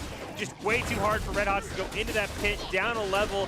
Didn't have the smite advantage. Rudolph has done an amazing job this game being that difference maker in the jungle. They're going to get Rift Herald as well. They should be able to pick up a couple other plates across the map. Now, Seth's got a kill on his mind, though, as he chased that apart. Now, let's see how this goes. Able to dodge the taunt here, looking to flash on in. Does get clipped by the orb there, and instead, is it going to be enough? As Seth just needs to boop. Give him the scoopty whoop. Come on. Oh, my goodness. Had to be single-digit health. Had to be. We'll have to take a look in the replay later on, but not able to get it. Burns everything, but it's reciprocated on the other side of the mid lane. But my goodness, Ascent, like you said, looking for something, ends up with nothing. Yeah, the just barely gets away. The difference, the fact that Kapari has finished boots and Ascent does not, and that minor movement speed difference is gonna be the difference here. As you see, he's gonna start the auto attack right there, and it gets canceled. Tier 1 versus Tier 2 boots. If you ever need an argument when a teammate's like, I don't need boots, show them that clip, and that's why you always upgrade your boots. I mean, nobody likes brown paper bags anymore. E-Hug looking to jump in on this. The Acathian Surprise doing a sizable amount of damage. The auto attacks in between, also doing a sizable amount, but it looks like Venona here just has Goblin's number, despite the fact Goblin was able to pick up that first blood. Has kind of found himself in a peculiar spot, 1-3-1, despite the early lead. And we will see how that works. See the chem take finished up for the side of Ujir. He's going to start getting in people's faces, hitting them with the bear slap. But Boise State right now on the downside. CSU with a couple thousand gold lead here. They've got the objective lead. They've got everything going in their favor. Boise State looking to kind of equalize that as best as humanly possible. They get the ult out from Kichi. So you heard that. Okay, cool. Yeah, that'll, I mean, he didn't want to get caught. Boise State with Siege of the Tower. They'll trade that 1-for-1. And I think Colorado State's done a really good job just capitalizing on the micro game that Boise State usually dominates, picking up objective, getting a lot of snowballing towers to the point where, you know, we've seen games where Boise State has 8 towers to 1, and when the team wins a fight, it's like, well, where are they going to push? So I think that Colorado State has done a really, really good job. I do think there's a lot of gold on this Olaf, and really not a lot of gold elsewhere on the map. I mean, you see that both Kichi and Kapari are behind in CS, so I'm worried if Rudolph gets taken out that Colorado State's going to run out of damage, but until they get to that point, Boise State's got to find a way to take better fights because their positioning has just been off these first 20 minutes. Yeah, absolutely. We were talking about how the laning phase went pretty stellar for the side of Boise State University. As far as the team game is concerned, just like you have said, look at the objectives. Where does Boise State go from here? You know, Blink 182, where do we go from here? Because there's nothing, there's nowhere to go. Red Hot's going to get locked on up, is able to dash away from the taunt. That's actually probably the biggest piece there. The Acathian Surprise doesn't do a whole lot. Wow, Red Hot is like going all out, burns everything, and is going to get hit by the undertow. Shield there from Pix is going to allow him to get on out. And again, Red Hot's looking for something, not going to find anything in the opposing jungle, and almost falls in the process. Yeah, and I think that the crazy thing here is for Colorado State is we're almost running like a 3 support comp. I mean, you see that Kapari and Kichi both have Lucidity boots. They just want max cooldown reduction. So does Frankie G. And so they're just trying to say, all right, we got to get a charm to set up Rudolph. We've got to get on the hunt so that Rudolph can get in there. And we've got to get more shields so that Olaf can once again get in there. So they're going to, I mean, we've seen Boise State try these funnel comps before, and that's really what this is. This is the full funnel onto Olaf. And can he just kind of bully everyone down while you just kind of CC the rest of the team? And I like this comp is working out for Colorado State, but I do worry late game that this damage might fall off because we've seen when E-Hug is uncontested, he just absolutely is ripping through health bars. Well, if I'm not mistaken, the scaling alone for Boise State University is going to become problematic. You know, the longer this game goes, the stronger they are in fact going to get, unless I'm completely wrong, which tends to happen from time to time. But it's going to rely on Red Hots finding an angle, actually, if I were to be so honest. 8-2-1 Olaf, sure, you get rid of that, your life's a little bit easier. But your 0-3 and 4 massive chem tank jungler needs to get in there and find something, and that has not been the story in any way, shape, or form. From the dragon fights to the picks, it just has not been in Boise State's favor. It's been the team fights where these things have actually started to kind of work out. I'm Colorado State. I trade this dragon for a Baron. Boise State has to contest the dragon. You can give over one Infernal Drake for a Baron and just keep pushing. They're going to fight over it, but I think this is a misplay for Colorado State. They can allow Boise State right back in this game if they lose this fight. Well, I'm not entirely sure what's going on here. Wow, actually, that's what it is. They're going to hit Kichi for a massive amount of damage here. Dragon does appear to be in the ice. Not quite started yet, but it does look like Goblin is going to get taunted up. The pulling is going to come through. Meganar is out from Venona. Is going to possibly look for another massive ultimate there. We saw a 3-man earlier. Could find another one. The flash is there. Red Hot takes a massive boomerang to the face, and they need to jump in here. Now Goblin takes a lot of damage. And my goodness, absolutely deleted. As it looks like Boise State losing 2 members there. A third to follow. As Ascent is going to get charged there. Tries to put out damage. Is going to do so. A return kill there. 2 for 3. But that should mean Dragon over to the side of CSU. Instead, Ascent is not going to back down. He will not bow. He will not break. Just kidding. He's going to walk away. His team looks to glitter lance on it. Is not able to find the snipe there. And now it's 1v1 against a pretty tanky top laner. But there is Ascent. He's going to back his buddy up. Meganar is out, and they have to get out of here, out of their own jungle, and towards their bottom tower. Ascent looking to maybe get there. I'm sorry, the tower is actually gone. So it does look like Boomerang will land. Dean is going to be melted. And a very delayed ace there from the side of CSU, plus Infernal Soul. Yeah, great job by Colorado State, kind of just stalling that entire time, letting Heraldina just push in that bot lane and take down that turret. Dark Harvest for Kichi picks up the kill, but I mean, I thought Boise State could have contested it. I mean, you have Venona at 50%. You have Kapari and Kichi so low. I would have loved to have seen Ascent flashing on the backline and probably one-shot that Ari. I think Boise State just didn't respect their own damage they could have put out. Ascent's been on fire. I think Ascent could have easily 1v3 this with the shields from Dean. I think Boise State played that one a little bit too cautiously, and I think Colorado State, they get the Infernal Soul. Does mean Elders on the map. We've seen times Soul doesn't really matter if the other team gets Elder, but for Boise State, they just seem way too hesitant in these fights. Seems like a different team than we saw all year that was just full send, hold W. Well, and we saw that basically Sivir just pulled that Dragon out, and the second that they were able, they saw Boise State committing, they just smacked them. They just ran them right down. We saw Rudolph jump on in. Does look like we may have a fight here over blue. That's a massive undertow, actually. Hits for quite a sizable amount of damage. Taunt is going to land on Goblin here, and he's taking a serious amount. Has not been the hyperest of tanky carries, if you will. Culling is going to come on out. Boise State maybe looking for a round two. Never mind, CSU going to pull the trigger there. Taunt is not going to land. There's that Monster E we were talking about. Meganar is in. Venona is going to find one, and it's a sent into the wall. E-Hug looking to put out as much damage as possible. The rest of Boise State is on the flank. Goblin gets taunted, hit with the orb, and Boise State, it just does not have the health bars to continue this push. They'll look for the mid lane, clear out some vision, but lose that fight in the overall. You can see the Baron pings here for Colorado State. Boise State can't contest. We've got 2-level difference on the junglers, though, and Red Hot's is very low. Teleport from Goblin. I just think this Cho'Gath didn't fit. That taunt is massive. Another serious amount of damage shields to come out. And it looks like Boise State is looking for another one. Rudolph is going to get shredded down here. E-Hub trying to do his best, but that is a massive boomerang there. Here comes the pass, and it should be enough. Hit one as far as kills are concerned. 4 for 2 over in favor of CSU. They are not going to stop with this lead. E-Hug picks up 2 shutdowns on the Cogma's going to let him be about as activated as he can, but I love this Ari pick from Kapari. He's hitting so many charms that are just starting fights that Boise State has no business being able to defend against. And I really just think that this Cho'Gath, unfortunately, is sticking out like a sore thumb. I think the Shen would have been better. I think something to maybe protect E-Hug from that diving Olaf. Props to Colorado State. That Gragas was a pick that you probably expected from Goblin. They ban it away, and unfortunately, he just does not seem very comfortable on this Cho'Gath right now in the top lane. Yeah, and you mentioned the extra protection and things of that nature. And this all, again, boils down to the fact that Boise State just cannot find a clean in. The tippy-toeing back and forth, it looks kind of like a waltz almost, you know? And CSU easily is in the lead here as far as that dance step is concerned. And until Boise State can find a clean pick, maybe right here, Red Hot's going to use the Chilling Spike, going to get the Bear stun down as well. Looks like the rest of Boise State should pick this up. This is actually massive, nice stun there. Red Hot is going to take a lot of damage in the process. Culling is here, and it looks like E-Hug does have the angle on Venona, but Boise State finds a pick. They need to find something else on top of it now. That one kill's really not going to do them any favors. A tower, get your vision around the Drake, and maybe, I don't know, get yourself another kill if you're really looking forward to more advantage, but instead they're just going to peel off that. Yeah, there's going to be a lot of pressure as this game keeps going for Colorado State to find a way onto E-Hug. I mean, he is absolutely ripping through members of Colorado State, but they're doing a great job. That Kog'Maw, very squishy, very easy target, but you can see 3 attacks, Rudolph's at half-life. If one charm misses, if Rudolph doesn't land enough CC, E-Hug's going to just 1v5 pentakill and end the game by himself. I was genuinely curious to where he was taking so much damage in those fights. I mean, we see him, he gets in, he deletes somebody, and then is immediately deleted himself. And I guess what it is, this Kog'Maw just ripping through. We do have a Baron opportunity here. Boomerang going to come out, Baron at 50% health. Boise State now looking for something. Charm is going to hit Goblin again. Boomerang comes out, not going to hit more than one. Red Hot's looking for the angle, is going to Chilling Smite Rudolph. The ultimate is going to be burned there by Kichi.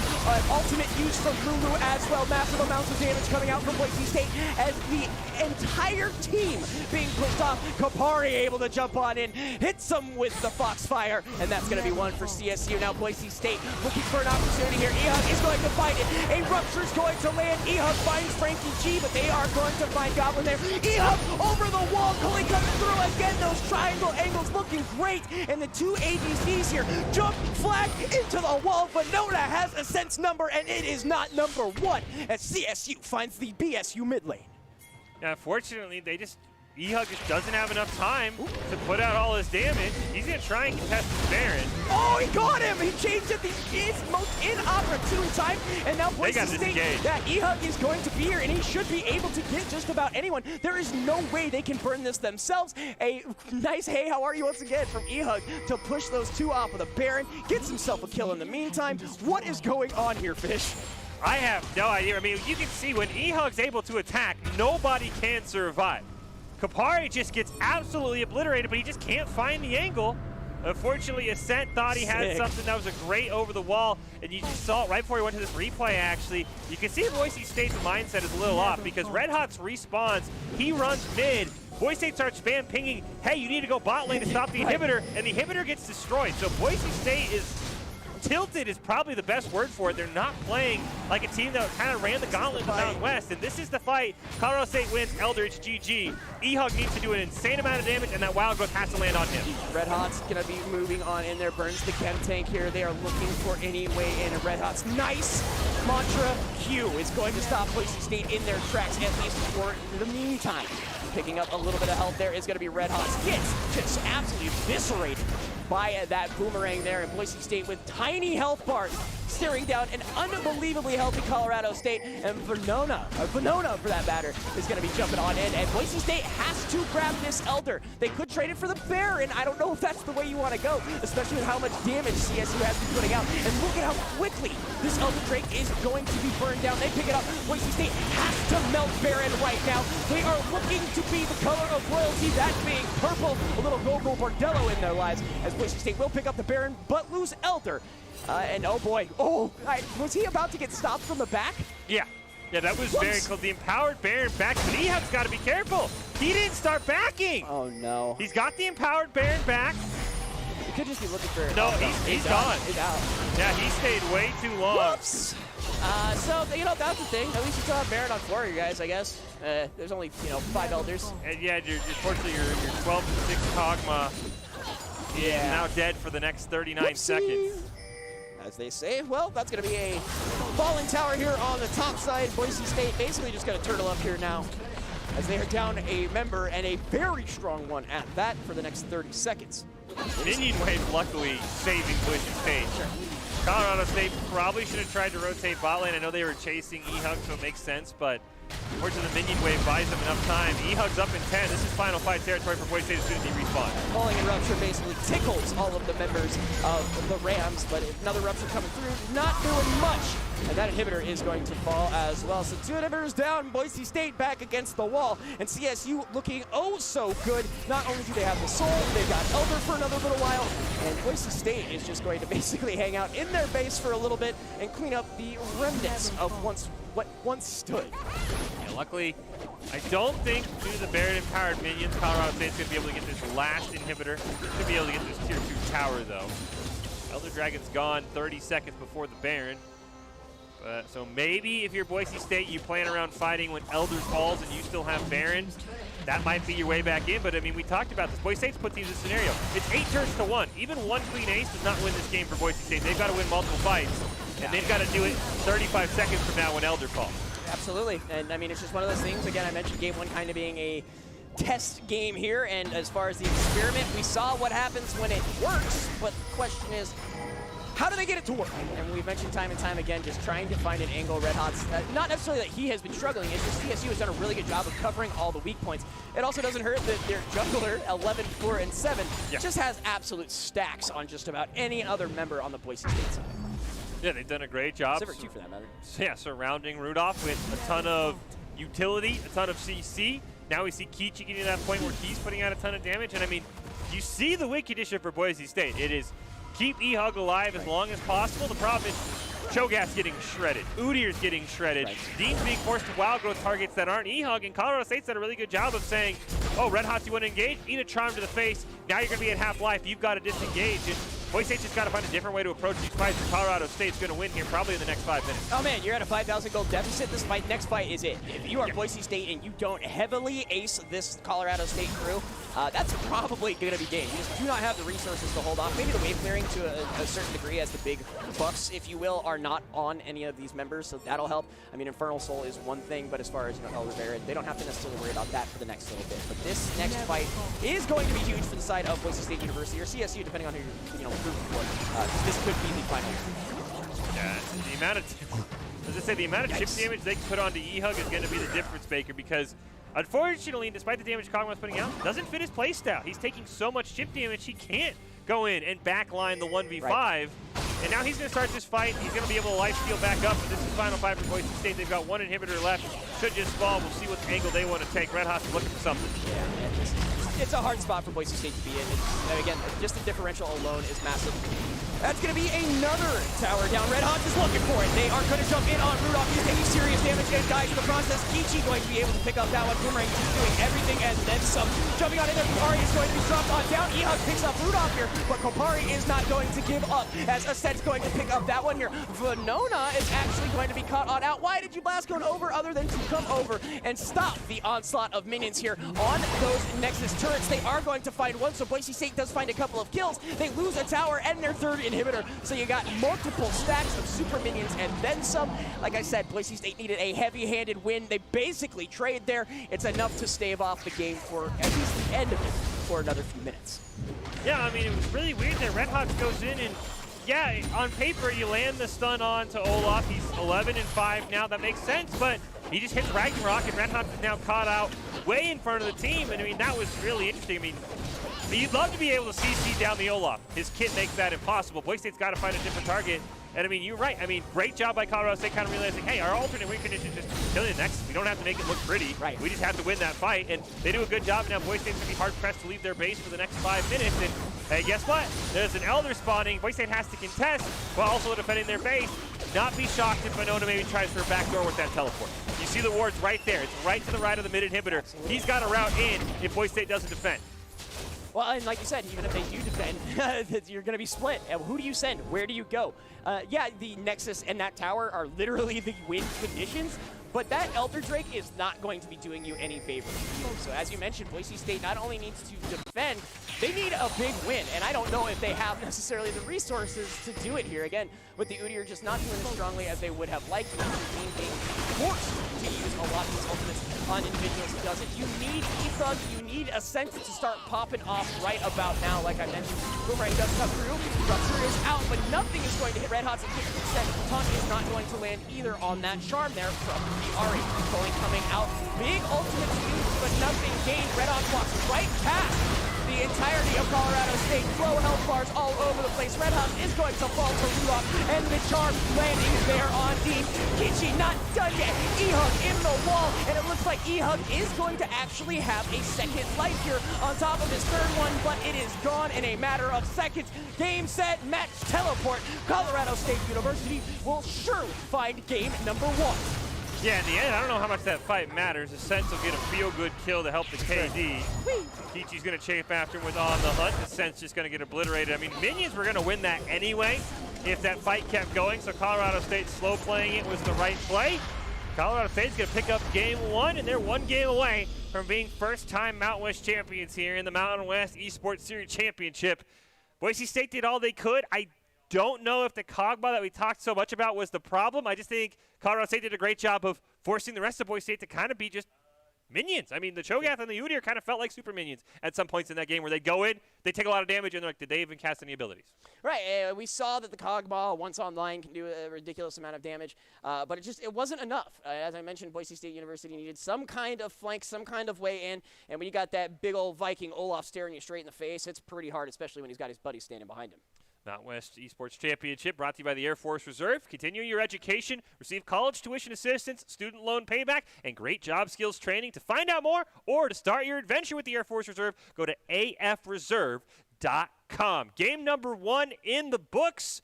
Boise State, the top team all regular season. The playoffs have come around, and it's the same old story, at least for now. That'll do it. We're going to take a quick break, get ready to game number 2. But before we come back for that, we'll ship it over to the Mountain West analyst desk as well, and they'll give their thoughts on how Colorado State can finish up the series or how Boise State can get to game 3. That's all coming up next. It's a calling that's kept us free. It's a place to belong. What's the calling? It's doing a job that makes a difference. Serving your community and your country. It's part-time service where the impact is full-time. What's your calling? Air Force Reserve.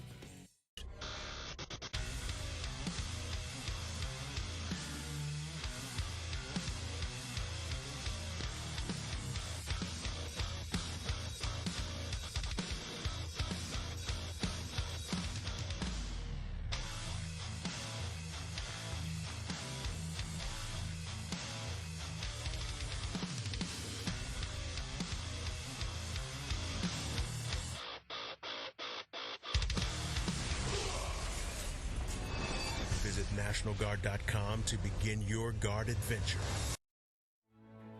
At San Jose State University, we discover who we want to be. For ourselves, for our families, for our communities. Different and unexpected. Begin here.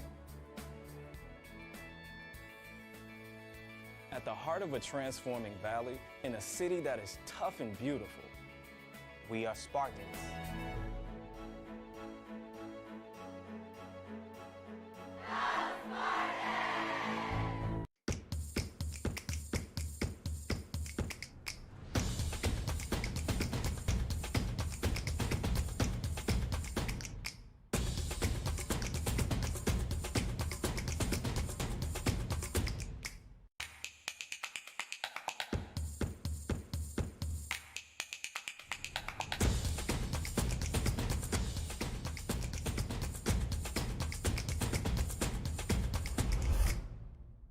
It's time to believe in the things we know to be true. Right now, the world is waiting for you, for your ideas, your curiosity, your creativity, your compassion, your way of doing things, the Wolfpack way. Doing what needs to be done for yourself and for others. Turning adversity into opportunity to make the world a better place for everyone in it. That's the Wolfpack way. Discover it today. Together, we continue to sustain our Earth, feed the world, research and advance knowledge, save and improve lives, design for the future, foster leaders in business and beyond, and raise the human spirit. Together, we continue.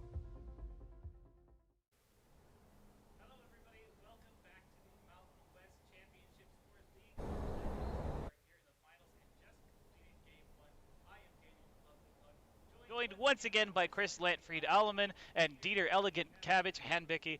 So we are now at the end of game one.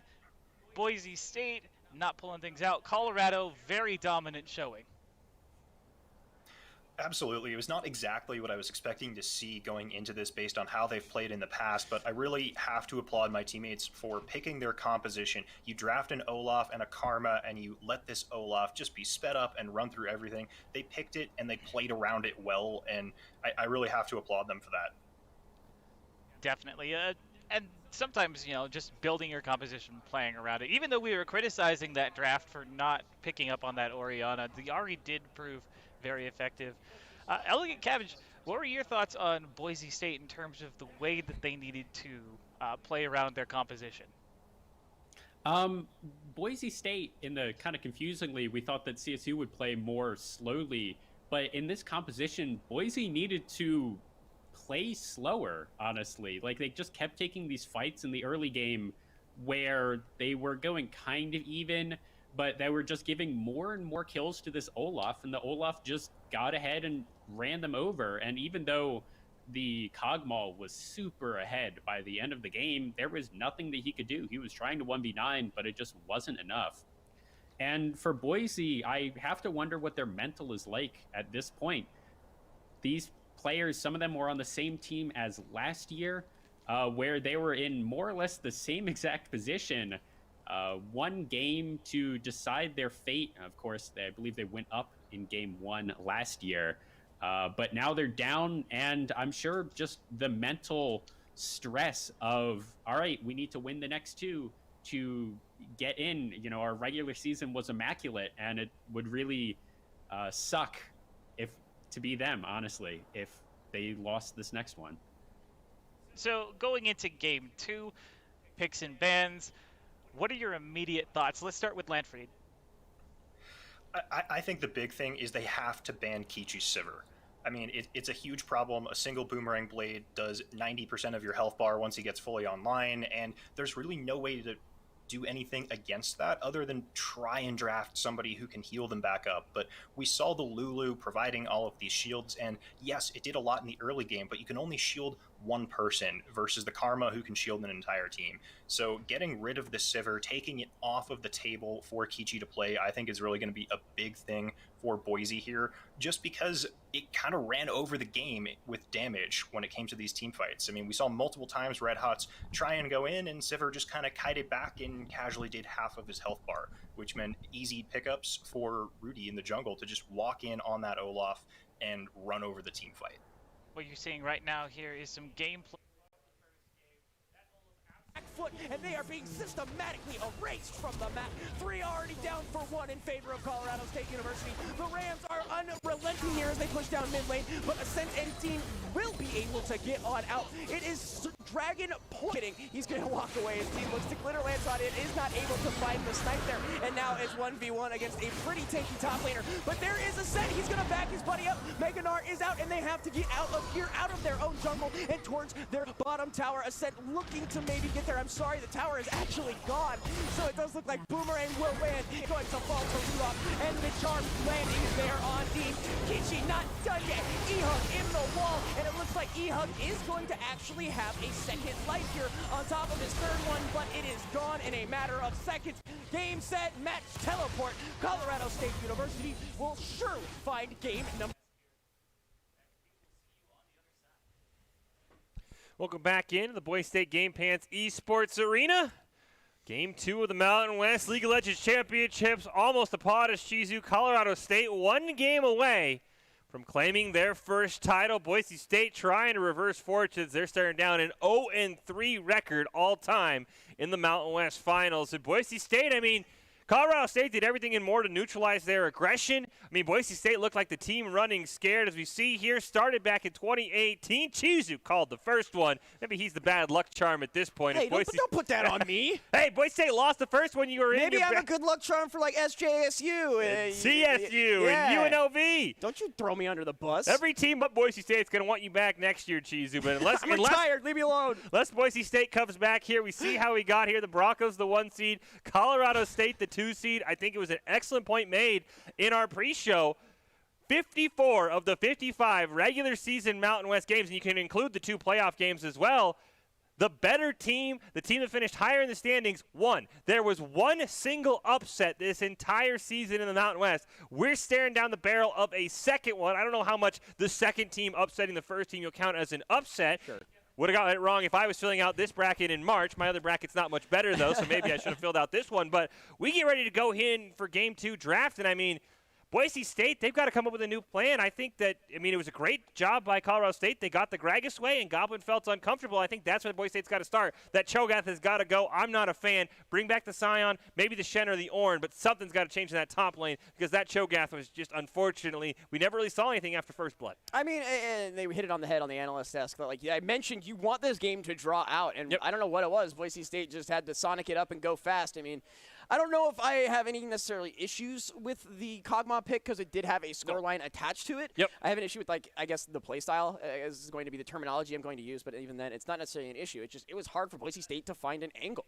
That Karma Sivir setup, I mean, you talk about win conditions, it doesn't get much easier than that. Mantra E, and then hit the R button, and then just go, just play, have fun, and that is exactly what happened. And it worked out for CSU. So keep it the same if you're Boise State. Just I don't know. I really don't know with that situation. But they mentioned the mental and the nerves. You're probably at least a little bit rattled here at this point. Yeah, I think the one problem for Boise State, and it is something with the Twitch taken away, is the Twitch fits E-Hug's playstyle perfectly because you are invisible, you show up, you can eviscerate somebody. The problem with Kog'Maw and a lot of other AD carries, Vayne would be the other one that would kind of fit with the invisibility on the tumble while you ult, but it was banned away. Kog'Maw just kind of gets stuck there. You're just a sitting duck. You're like, hey, I'm on the back line. Hey, I'm dead. I mean, so they've got to come up with something. Maybe the Kai'Sa, maybe the Xayah, maybe you go at the Ezreal so you can Arcane Shift out in case you get caught. But the Kog'Maw, he plays it well. And E-Hug is such a great AD carry. He's just so aggro.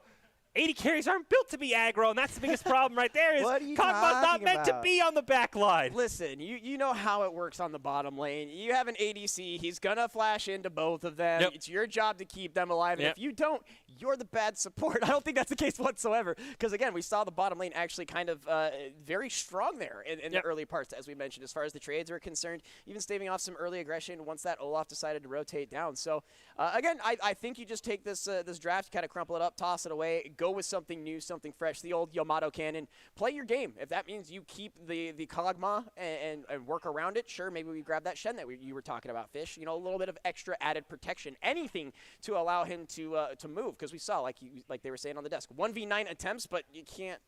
This is not the time for that. Yeah, I think the other champion that might fit very well in that bot lane is that Tristana. That Kichi plays really well, that Boise State banned away, but if Boise State picks blue side once again as the losers, then maybe you take that Tristana away, you use it as the fourth ban, you can then ban away the Olaf as well. So very interesting. When we know Camille's going to be banned, that is just going to be locked up. I'll be curious what the other bans are going to be, but I would love if you're Boise State, if you do opt for that blue side, just first pick the Tristana, keep it away from Kichi, and it again fits that role of an AD carry who can go in and then has that ability to get out and keep E-Hug alive, because that's his biggest problem is he's popping off. He's just taking way too much damage to sustain.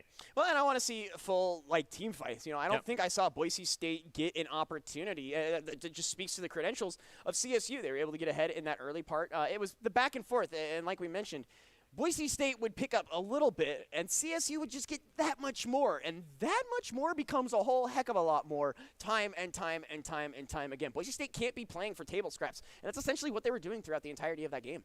Yeah, it was unfortunate. I mean, the Lulu fits perfectly with that Kog'Maw. You just wild growth them up. He takes all that damage for Rudolph, and he's trying to burn down Rudolph. The problem was, I just loved how Colorado State was like, okay, come on, Red Hots, let's see you engage. And then they just absolutely annihilate him. Or, all right, Goblin, let's see if you can not land a Q or Rupture.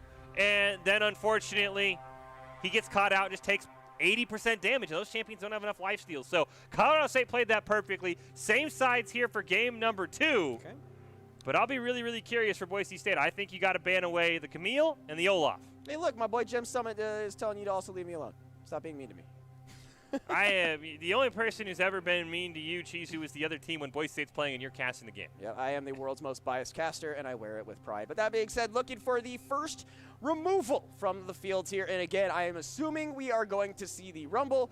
I am assuming we will see the Twitch. And Ari is someone they didn't want to deal with. I can see that. There was a lot of situations in where Red Hots was trying to find a way in. Yep. A nice little charm, and suddenly you're dead. You could also throw that onto E-Hug as the later part of the game came out. There's that Rumble. There's that Camille that you mentioned. So a quick little surprise there, but not surprising based on game number 1.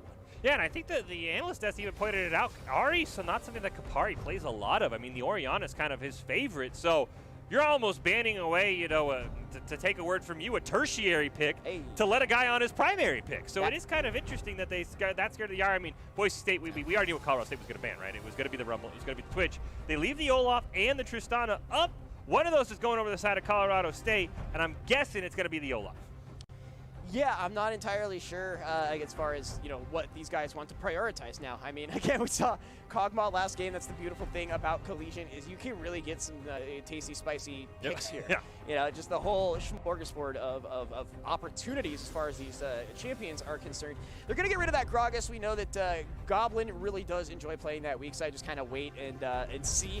We saw it pay dividends. I actually was going to bring that up. I think the Hecarim here has been absolutely pivotal, ironically enough, in the hands of the Broncos throughout the course of this entire season. Just what he has to offer in the overall, whether it's ganking the lanes or just kind of the team fight spook fest that he becomes, is huge and is very much worked well with Boise State. Yeah, the only thing that I don't like about this Hecarim pick is why not just pick it second? I mean, now you hand over Tristana, which you and I saw firsthand what Kichi could do on it, and the Olaf over to Colorado State. I don't think they're picking the Olaf, so I don't know why you just didn't say, hey, let's first pick the Tristana. All right, something's not going right here because Red's supposed to have a second pick. You know, it happens. A little technological There issue. we go. Hey, okay. flip it I was on like, up. oh, interesting they passed on the Olaf. I'm guessing they'll grab it here. but I like the Galio pick. I do like that. And again, I really like this Karma setup. I will, till the day I die, stand that champion just because of everything that she offers to not only the team, but the laning phase. Landing a Mantra Q is so unbelievably satisfying. The Mantra Shield for your ability to get to objectives, let alone the team fight shields, massive. I really do love this setup. And again, now just throw the Tristana at him. Go ahead, start jumping on in. Just don't do the tactical special and jump into 4 people consistently time after time. Yeah, they're probably trying to set up for if the jump comes out, the taunt will land. I'll be curious to see where Boise State, both that Karma and that Galio are really flexed. We've seen Colorado State put the Karma in both lanes. We've seen Boise State put the Galio in both lanes in terms of mid and support. There's the Zillion ban. There's that Gnar ban, Alulu response. So Colorado State thinks it's the mid lane Galio. For Boise State, probably got to be the Aatrox there. Put Venona on something he's not comfortable on, because otherwise you've taken care of most of the issues. Or Orianna's probably your other bet here in your last ban. Yeah, and I do like the ball delivery system that you have here, especially with the Galio as well as the Hecarim. Viable options to throw that ball on there and get a nice shockwave. But I'm curious, as like the Zillion ban, like I know it's a Dean special, sure. Lulu, I understand we didn't want that last time. I wouldn't be surprised if he just like luxes it up here or something just crazy. Gnar, apparently they didn't want to deal with that either, and Seraphine right now just high on the ban list for, again, if you have a Seraphine and an Olaf, her ultimate taps off of the individuals on her team in front. So you just throw it towards Olaf, chances are it's going to hit him, and then it will hit the target he is on. So a smart ban there, if I were to be so candid. And I love Aatrox. Aatrox pickup. You want to talk about damage, you want to talk about looking flashy, and you want to talk about being a stone mountain. That is the guy. Yeah, I love the Aatrox pick. It keeps Venona in that sort of pseudo bruiser carry role that I think he plays really well. The Malphite picked up for Boise State. Again, that could really go a handful of places. I mean, fits well in the top lane. We've seen at times when Boise State's played into Tristana mid lane, where Tristana has found a new home in a sense. I don't think that's where Kichi's taking it, but we've seen the full AP Malphite in the mid as sort of a counter pick from a sense. So Boise State's got a couple of options, but they're also starting to say, if that Malphite builds tanky, if that Galio builds tanky, and then that Shen, which I love that Shen pick. Now we're starting to put a lot of eggs in the basket of E-Hug on that Xayah to absolutely pop off.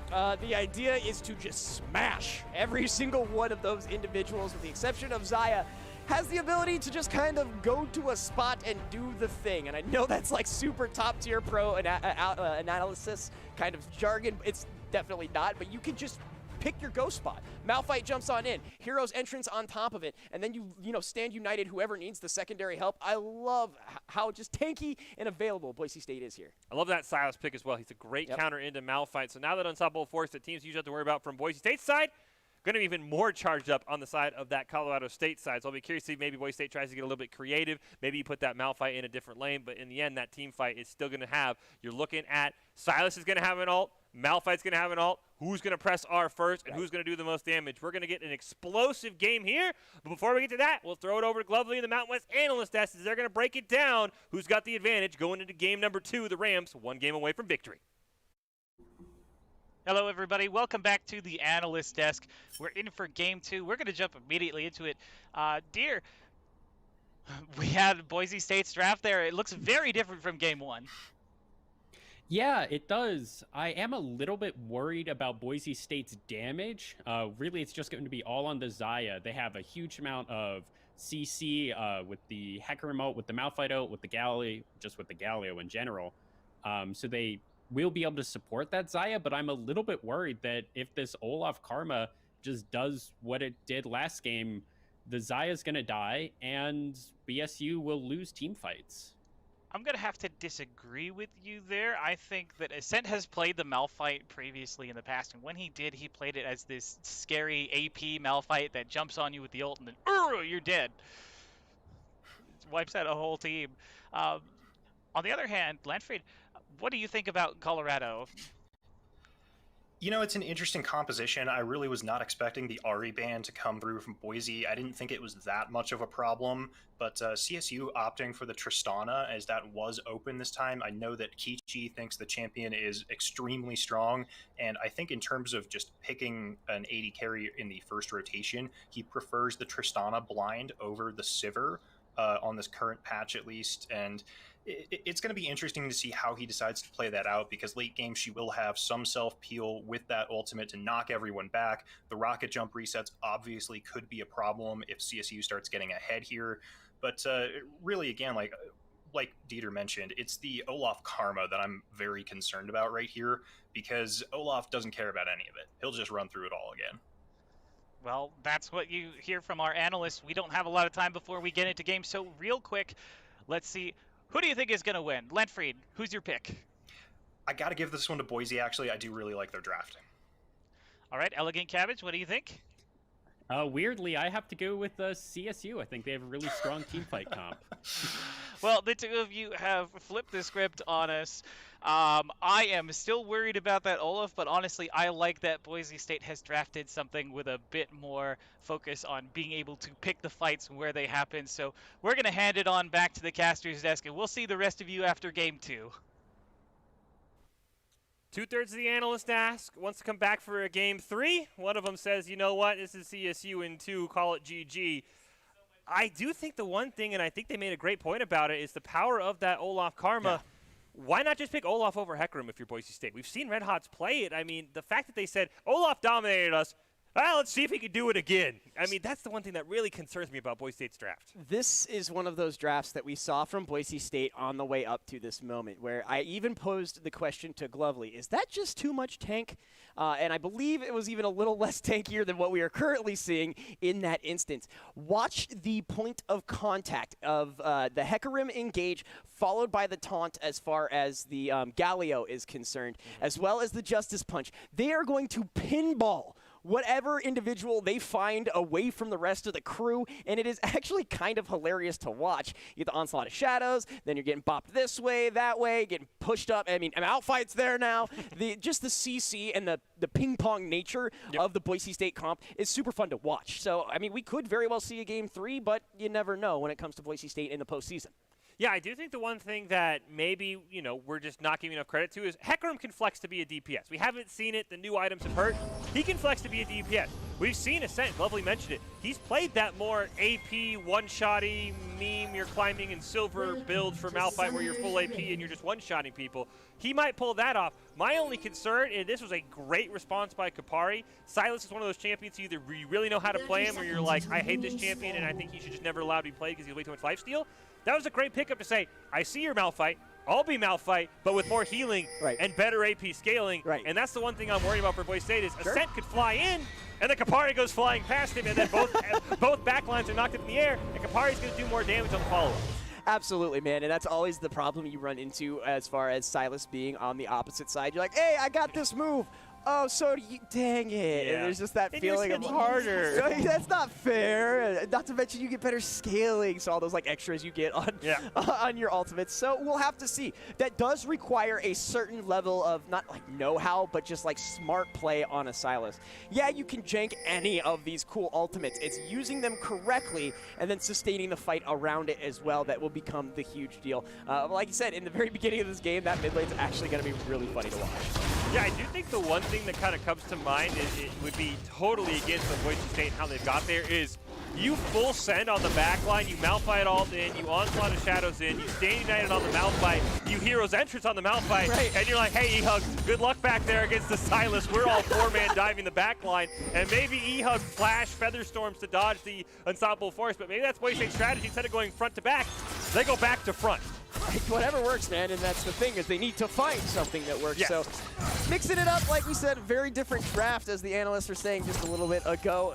Just have to see what happens here. You want to put all your eggs in the E-Hug basket. Easter is just around the corner. Wouldn't it be so much sweeter with a trophy added to your college's name? But Boise State right now needs to find not only a win in this game, but another to follow. CSU is just eyeballing their first ever major title, and it could fall straight into their laps today. Very well earned as well. Frankie keep pushing out here. Is going to land a Mantra Q, so that'll be a nice chunk of damage there on E-Hug. Yeah, I think the analysts also kind of pointed out the Ari ban was very interesting. I think that Karma might have been better served as a ban, or the Olaf if you had no interest in playing. Frankie G, I mean, we've only seen 2 games. We heard that he kind of got filled in that semifinal. He's played phenomenally. Absolutely. He's going to take a bit of damage, but it's a wet noodle fight in the top lane. Yeah, and as far as mid lane, just about the same.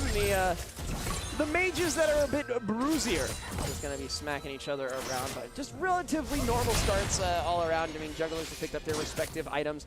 Nothing super crazy here. We're not seeing Dark Harvest on the ADC, even though it worked.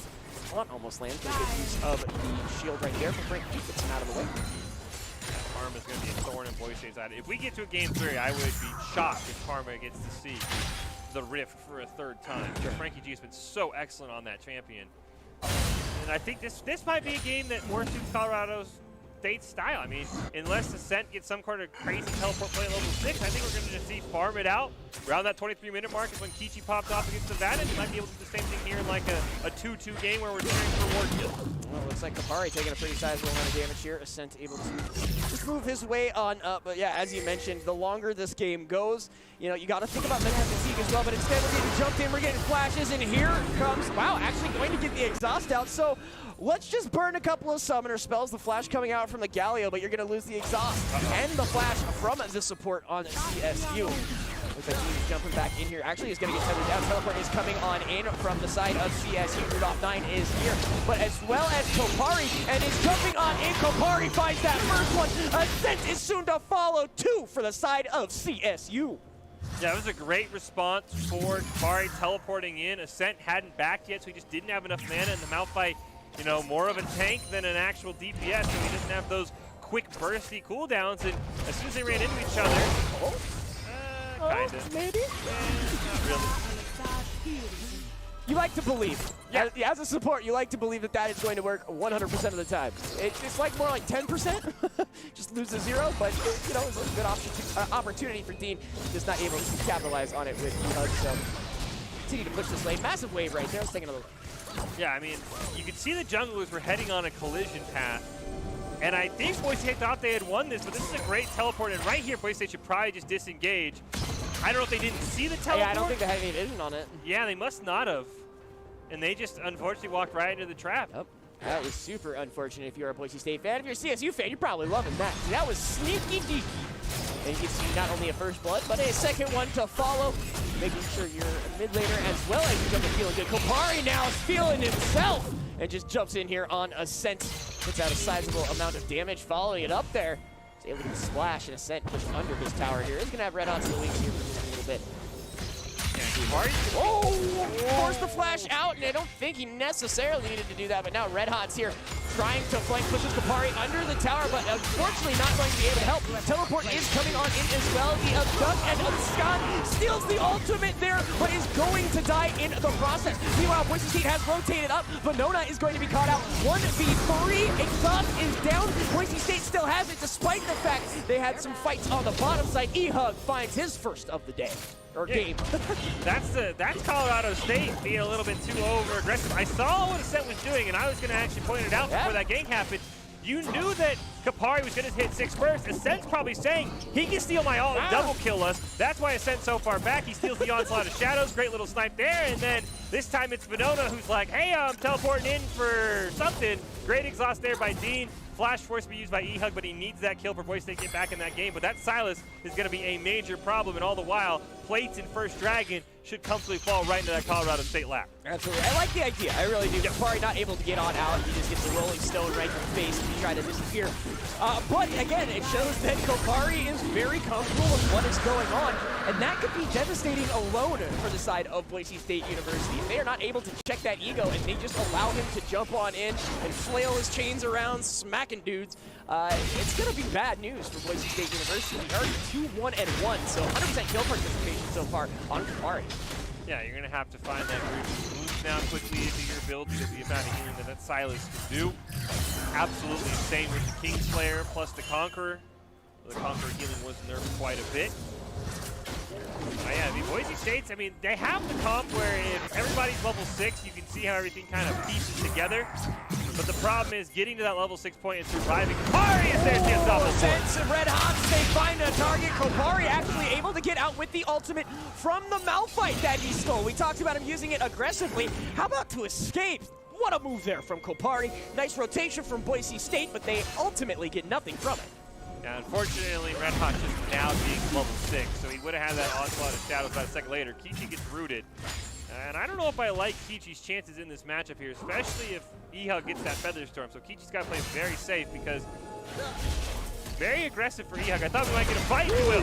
Justice Punch the taunt is down as well. Frankie G, a little support fight here. Montreux Q going to land, but basically just tickles the big stony boy. Is Frankie G going to be able to heal that back up? So even exchange between them. rotating over to maybe help his support out. He'll just throw down a ward. We'll gain some gold for our supports, the limited gold that Riot allows them to ever possess. Back in the day, you had to buy gold to generate gold. Anyone remember GP15? No? Just me? Okay. I just remember when they're like, people started playing more carries, and they're like, okay, if you have too much CS support, your gold now gets cut in half. You're not allowed to have fun. You don't play the game. Buy more rewards. How dare you build damage items? Meanwhile, season 11. Anyways, again, nothing too crazy. 2-3 the scoreline here. 9 minutes in, and right now it's looking pretty even. A little bit of lead there for the side of Colorado State, especially on the scorecard and Drake's. But this game is very explosive. We talked about the engagement actually fight here on the bottom side. Red team. It does look like Rudolph is able to steal that Rift Herald, and Goblin taunts over and is eviscerated. The ultimate there from Malphite is good. Ascent is going to find one, but they have Venona in the wings over the wall. Venona finds one. Give the second one over to Kapari. Rudolph has absolutely had himself a series. Second stolen objective, this time on the Rift Herald, able to steal it in melee range. He's able to pick it up. Boise State can't deny that, and then the Broncos go charging anyway, get engaged in the bot lane. Yep, Ehud just jumps on there. TP using the rocket jump to find a little bit of damage there. Just wasn't able to really put more on top of everything else. So Boise State continuing to push here on this bottom side, and just CSU on a rampage right now. This is probably the earliest massive lead we have seen out of CSU, considering that game one was kind of back and forth. But over the wall goes Goblin, doesn't see Kopari there. The ultimate was massive, but unfortunately Boise State commits so hard here. They end up losing everything. There is a fight down by the Dragon for the looks of it. Featherstorm did come out. Lots of damage as expected as well. Red Hawk gets locked up, exhausted. The punch shot is massive. And Boise State going to lose yet another member here. Kopari of Scott is going to find yet another one. Ascent getting rocket jumped on here. Rudolph 9 going to find that one here. And Boise State loses another 4 members. And it is a queen set from CSU. And it is looking devastating for the side of Boise State. Yeah, unfortunately that Stand United on cooldown. They used it in that fight over the Rift Herald, who will come down and pick up a ton of plates for Colorado State. Now Goblin's got to be careful he doesn't get towered over here, and unfortunately they parted the sea. Ehud got caught out, and now it looks like Goblin's going to do the same thing. Red Hot comes in. Massive damage coming out already. Kapari is just so huge. 5-1 in 10 minutes into the game. Again, we talked about 100% kill participation. Here it comes again. C jumps in. He's got the taunt, but the damage and tankiness of Colorado State is just too much. Another pair in the hands of CSU under CSU's tower. Here's an ultimate, a double. Ascent is going to find one. Give him 3. It's about time, because basically Boise State, actually, I don't know. This is getting scary here. Rudolph 9 could very well take this on, but instead of a triple, 2 going in the favor of Ascent in his pocket. And that, I mean, great. I think you lost 9 in the process. Yeah, I mean, the double shutdown's nice, but I mean, we've seen the issue time and time again. This Malphite is, the one-bud champion. You ult in, you don't really have much follow-up after that. Boise State, he comes in, he picks up 2, and then he tries to fight the low-health Olaf, but he doesn't have any abilities because he's a tank. Yes, he has good AP scaling, but he's just kind of auto-attacking, and that Olaf healing, luckily, he gets out alive, just as Dean gets out alive as we go back to real time. But once again, you have to wonder why they let that Olaf through. 4-1 and 5 for Rudolph 9.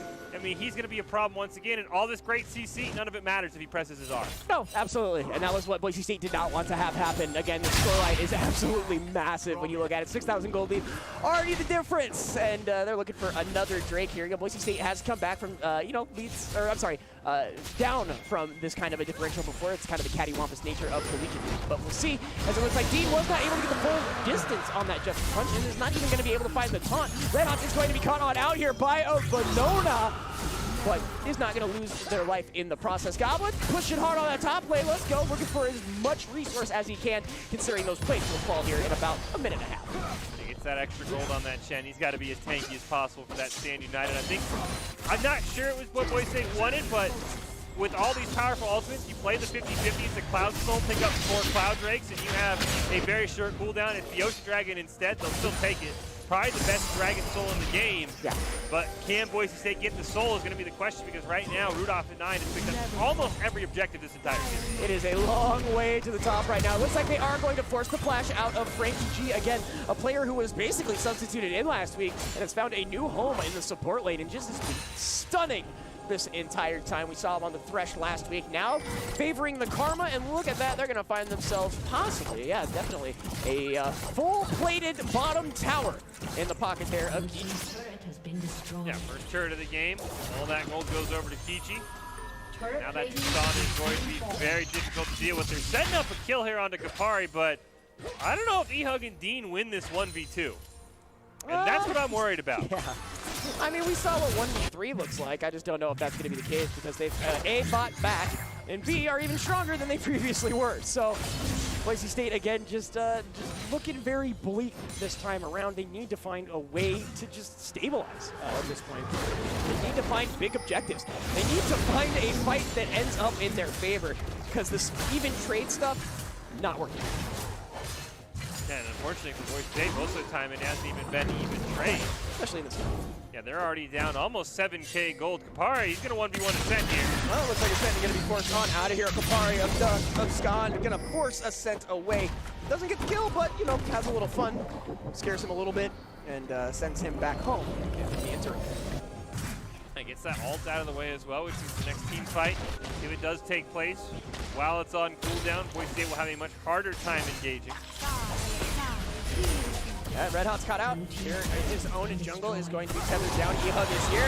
Onslaught of Shadows coming through. Ehug looking for something, but looks like Hero's entrance is here while Boise State continue to chase. It has been to their detriment and throughout the course of this weekend, but they're jumping on in here. Stand United is going to be used as well, but Red Hot just dies in the process, and now Boise State is pinched between a rock, a hard place, and here comes the Kopari. The Feather Storm does come out, but know that eating that crow right there, Kopari finds one, and the rest of Boise State gone. Ascent in the mid lane. It's like, dude, where's my team? They are looking at gray screens. Yeah, Boise State finding themselves for one of the few times this year in the Mountain West in that position where they want to be aggressive. They just can't afford to be. You see, the gold lead now has ballooned to 10K at 15 minutes in. That is... Yikes. That is, I mean, we talked about Boise State coming back in the past, and anything's possible. They're the top seed for a reason, but, I mean, this is getting to be almost unsurmountable for Boise State. They're going to have to come up with a very solid game plan here, because right now, whatever they're doing is not working.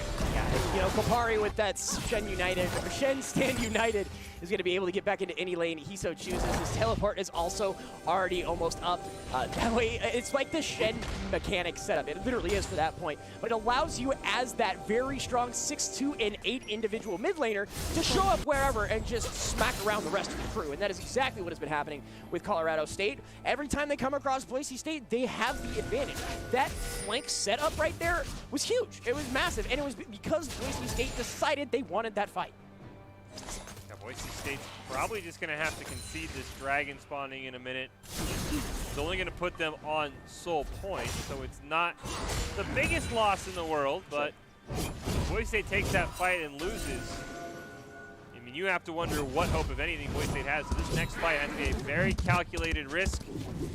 When can they take it? Stand United's not off cooldown yet for Goblin, so he's going to have to work for that one. I think you hand over this dragon and you maybe start trying to find a tower or something if you're Boise State. I mean, everything is down to the side of Boise State. Here in a minute, you'll get the Hero's entrance, but you still are out with Featherstorm. Venona's going to be turning over the ball here in just a second. Going to be found out by Demon Hunt is going to be down, but he's got pretty big stacks of stats. Yeah, not even going to tickle Venona there on that Aatrox. Kapari and Rudolph, they're just split pushing. They have no care in the world. This Rift Herald's going to go down. Boise State's going to have to stop nobody this. There. Charge doesn't go off, but Boise State's going to have to rotate down immediately. Probably wasted the Rift Herald. Probably could have just waited and then turn off on the next turn, but this is going to guarantee Dragon for Colorado State, which nothing much Boise State could do anyway. It's just tough, like you mentioned, 10,000 gold down. I mean, I think I've seen 1 or 2 games at a level where that amount has been overcome. We'll see if that is in the cards today for the Broncos, or if the Rams are just on their way to their first ever title. No big deal. Hey, make it there last year and lose. Sometimes it's super Bowl loser has a harder time than the Super Bowl winner. Repeating their performance, Colorado State proving that to be a complete farce. And I mean, yeah, it's when you're down about 500 gold a minute, that's an epic comeback. We're looking at something even greater than that. We're looking at about 600 to 700 gold a minute right now. Because 10K at 20 minutes would be 500 gold a minute. We're still 2 minutes away, and that leads it to 10K. Did you go to college for like a math degree? Because I can't crunch those numbers. No, not at all. Oh, okay. I stole that from Captain Flowers. Hey, he did the math for me. Not stealing if it's correct, but that being said, Borrowed. You're absolutely right. But, and what do you do at this point? You try to find an opening, you get some deep vision, you can't do that. Looks like Frankie G's going to take that over. Dean is going to find him here, so the Justice Points and the Tom Red Hawks here. To find him. Teleport's going to be expended. Onslaught of Shadows is here. The Hero Connector is also going to come down. Frankie G is not long for this rope. A second teleport coming in here. As Kopari is there, Goblin trying to flash hunt. Is not going to find it. They have Winona found at a weird angle, but in comes Kichi, the rest of Frankie G in the middle of everyone. Winona is going to pick up one there. And it looks like 4 members from Boise State. That is an 8 and is absolutely devastating to the Broncos' chances at a comeback as Colorado State is knocking on the door. Yeah, the pick on the Frankie G is great until you realize it took Onslaught of Shadows, it took Heroes Entrance, and it took Stand United just to kill the support. After that, Boise State only had the Unstoppable Force from Ascent. I think it only landed onto one member on the back line. It did not land onto Kichi, who is just so far ahead. Ehug is not in the realm of being able to 1v1 him. Colorado State's going to get the mid inhibitors. They're going to get the mid inhibitor turret. They can probably pick up his bot inhibitor as well. And Boise State's now looking one fight away from his absolute defeat. Jumping on in there, the taunt is in on Rudolph 9, but here comes the rest of his crew. They can't even drop the jungler one before the ultimate is in, and Boise State is being ping-ponged all over the place. I said 4, make it a double 4. I guess that's technically 8, but Boise State is out. Colorado State is in, and that is assuredly game, set, match. Colorado State University, your Mountain West champions. Colorado State just absolutely in game 2 plays Boise State's game better than the Broncos did. They are aggressive. They countered Boise State the whole way, and they never allowed Boise State a single breath of fresh air. And the Rams will claim their first ever Mountain West championship. They get revenge for last year's 3-0 by Nevada. They're the champions. They're in Group A for the CLOL 32-man tournament. Boise State, they're in Group D, and they're just praying they don't draw Maryville, or it could be a quick exit for the Broncos.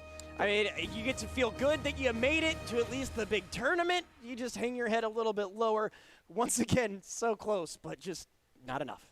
Don't forget, the Mountain West Esports Championships brought to you by the Air Force Reserve. Continue your education, receive college tuition assistance, student loan payback, and great job skills training. To find out more and to start your adventure with the Air Force Reserve, go to afreserve.com. Colorado State, a 2-0. Really just a, statement victory across the Mountain West. Yeah. This is a team, I mean, as you mentioned at the start, we don't know as much as we know about Boise State in terms of the graduation status of the players, where they are in school. But if even half this roster comes back next year, this is a team that now has maybe dethroned Boise State as the team to be in the Mountain West, because they just dismantled the Bronco team that ran through everybody in the regular season. Huge congratulations to them. And right now, Colorado State, they're trying to find out who they're going to play, and Boise State's got to figure out, okay, how can we pull off a huge upset? I mean, March is built around upset. CLOL's much later on, but Boise State, this is not how they wanted their Mountain West season to end. I don't think anyone wants their season to end like that. No. Because, again, we mentioned that first game kind of being a test of the water situation. We saw hopes. We saw light. It just got diminished so unbelievably quick. And then game number 2 was just pedal to the metal. Again, the Silas pick, massive, and the Olaf throughout the course of this series. Well, we will have our ICCU player of the game here.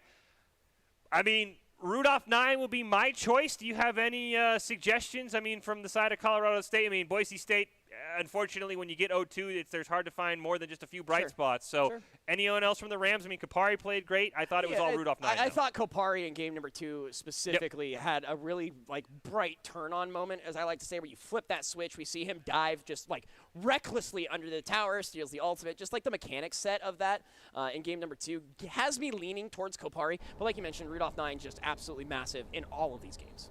It is going to be Rudolph 9. He is your Idaho Central Credit Union player of the game. And Mentioned it yesterday, big-time players make big-time plays at big-time games, and there's not a more standing definition of that than what Rudolph did today in the Mountain West Championships. ICCU Player of the Game is brought to you by Idaho Central Credit Union. They believe a great player makes a team more successful. It's like Idaho Central is helping their members achieve financial success. Rudy, that Olaf, they're the reason why. They're the Mountain West champions, and he's your ICCU Player of the Game. Yeah, and like I said, just completely devastating through the entire set here. I mean, we mentioned you'd probably get rid of it. Well, we'll see what happens as the SeaWorld tournament continues on, because I think he died twice in both games. I'd have to double check the scores to make sure, but I don't remember seeing an Olaf looking at a gray screen a whole lot throughout this series. Yeah, you can't blame Boise State for game number one. You're going in, somewhat blind in a sense of, okay, we got to make sure we take care of the Camille. We got to take care of the Tristana.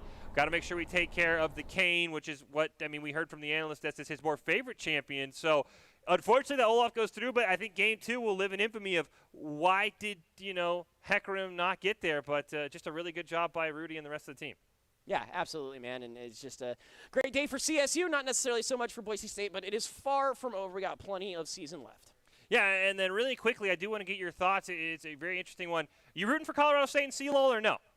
Yeah, they're Mountain West. Okay, some people hate when a conference, like in the NCAA tournament, there's some people who will root against any Mountain West team that isn't Boise State. Some people say the conference success is our success. So it is a very interesting Are we going to story. add an import rule next Would year? it be Nevada? Would you root for Nevada if it was them, though?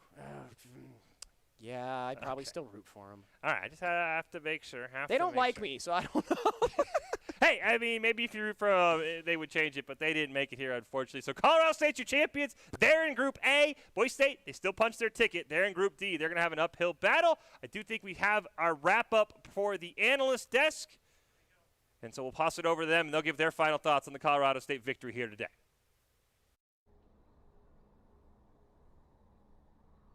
After game two, bit of an unfortunate state for Boise State, but congratulations to Colorado. The Rams are your Mountain West Championship finals champions. So now that we are here in our final wrap-up here, Ledford, what do you think Colorado learns from this?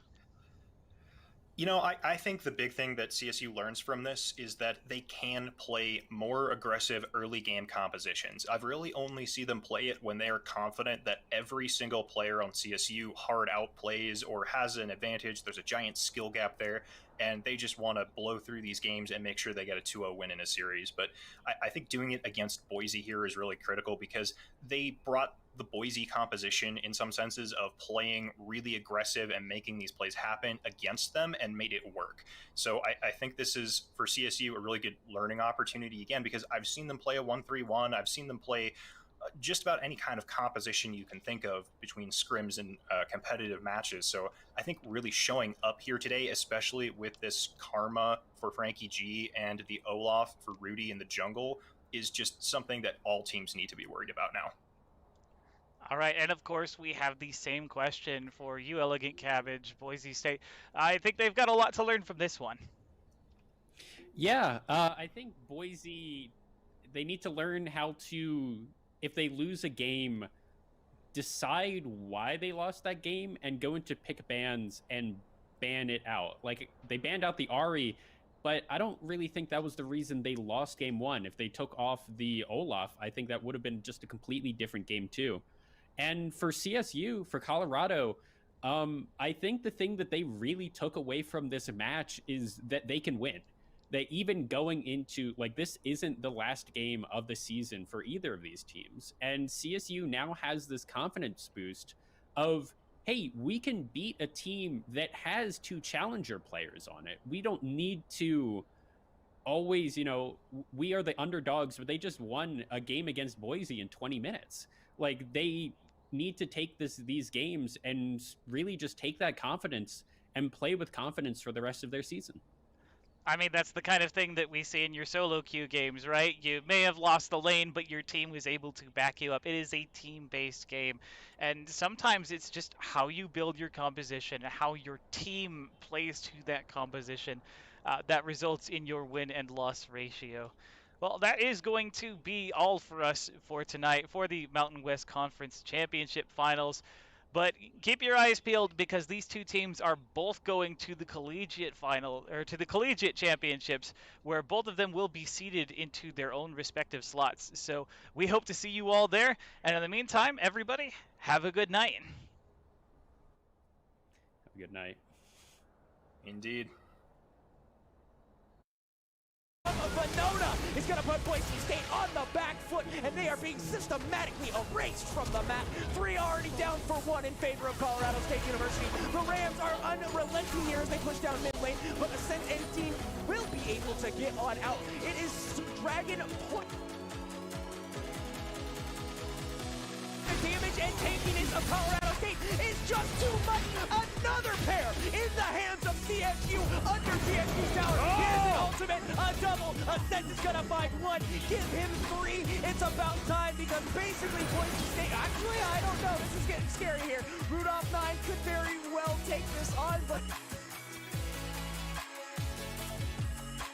he's going to walk away. His team looks to clear Lance on it, is not able to find the snipe there, and now it's 1v1 against a pretty tanky top laner. But there is Ascent. He's going to back his buddy up. Meganar is out, and they have to get out of here, out of their own jungle, and towards their bottom tower. Ascent looking to maybe get there. I'm sorry, the tower is actually gone, so it does look like Boomerang will win. Teleport coming in here. Escofari is there. Goblin trying to flash hunt. Is not going to find it. They have Venona found it on your angle, but in jumps Ichi, the rest of Boise State in the middle of everyone. Venona is going to draw or pick up one there. And it looks like 4 members from Boise State. That is an 8 and is absolutely devastating to the Broncos' chances at a cup. Boise State is being ping-ponged all over the place. I said 4, making a double 4. I guess that's technically 8, but Boise State is out. Colorado State is in, and that is assuredly game, set, match. Colorado State University, your Mountain West champions. Colorado State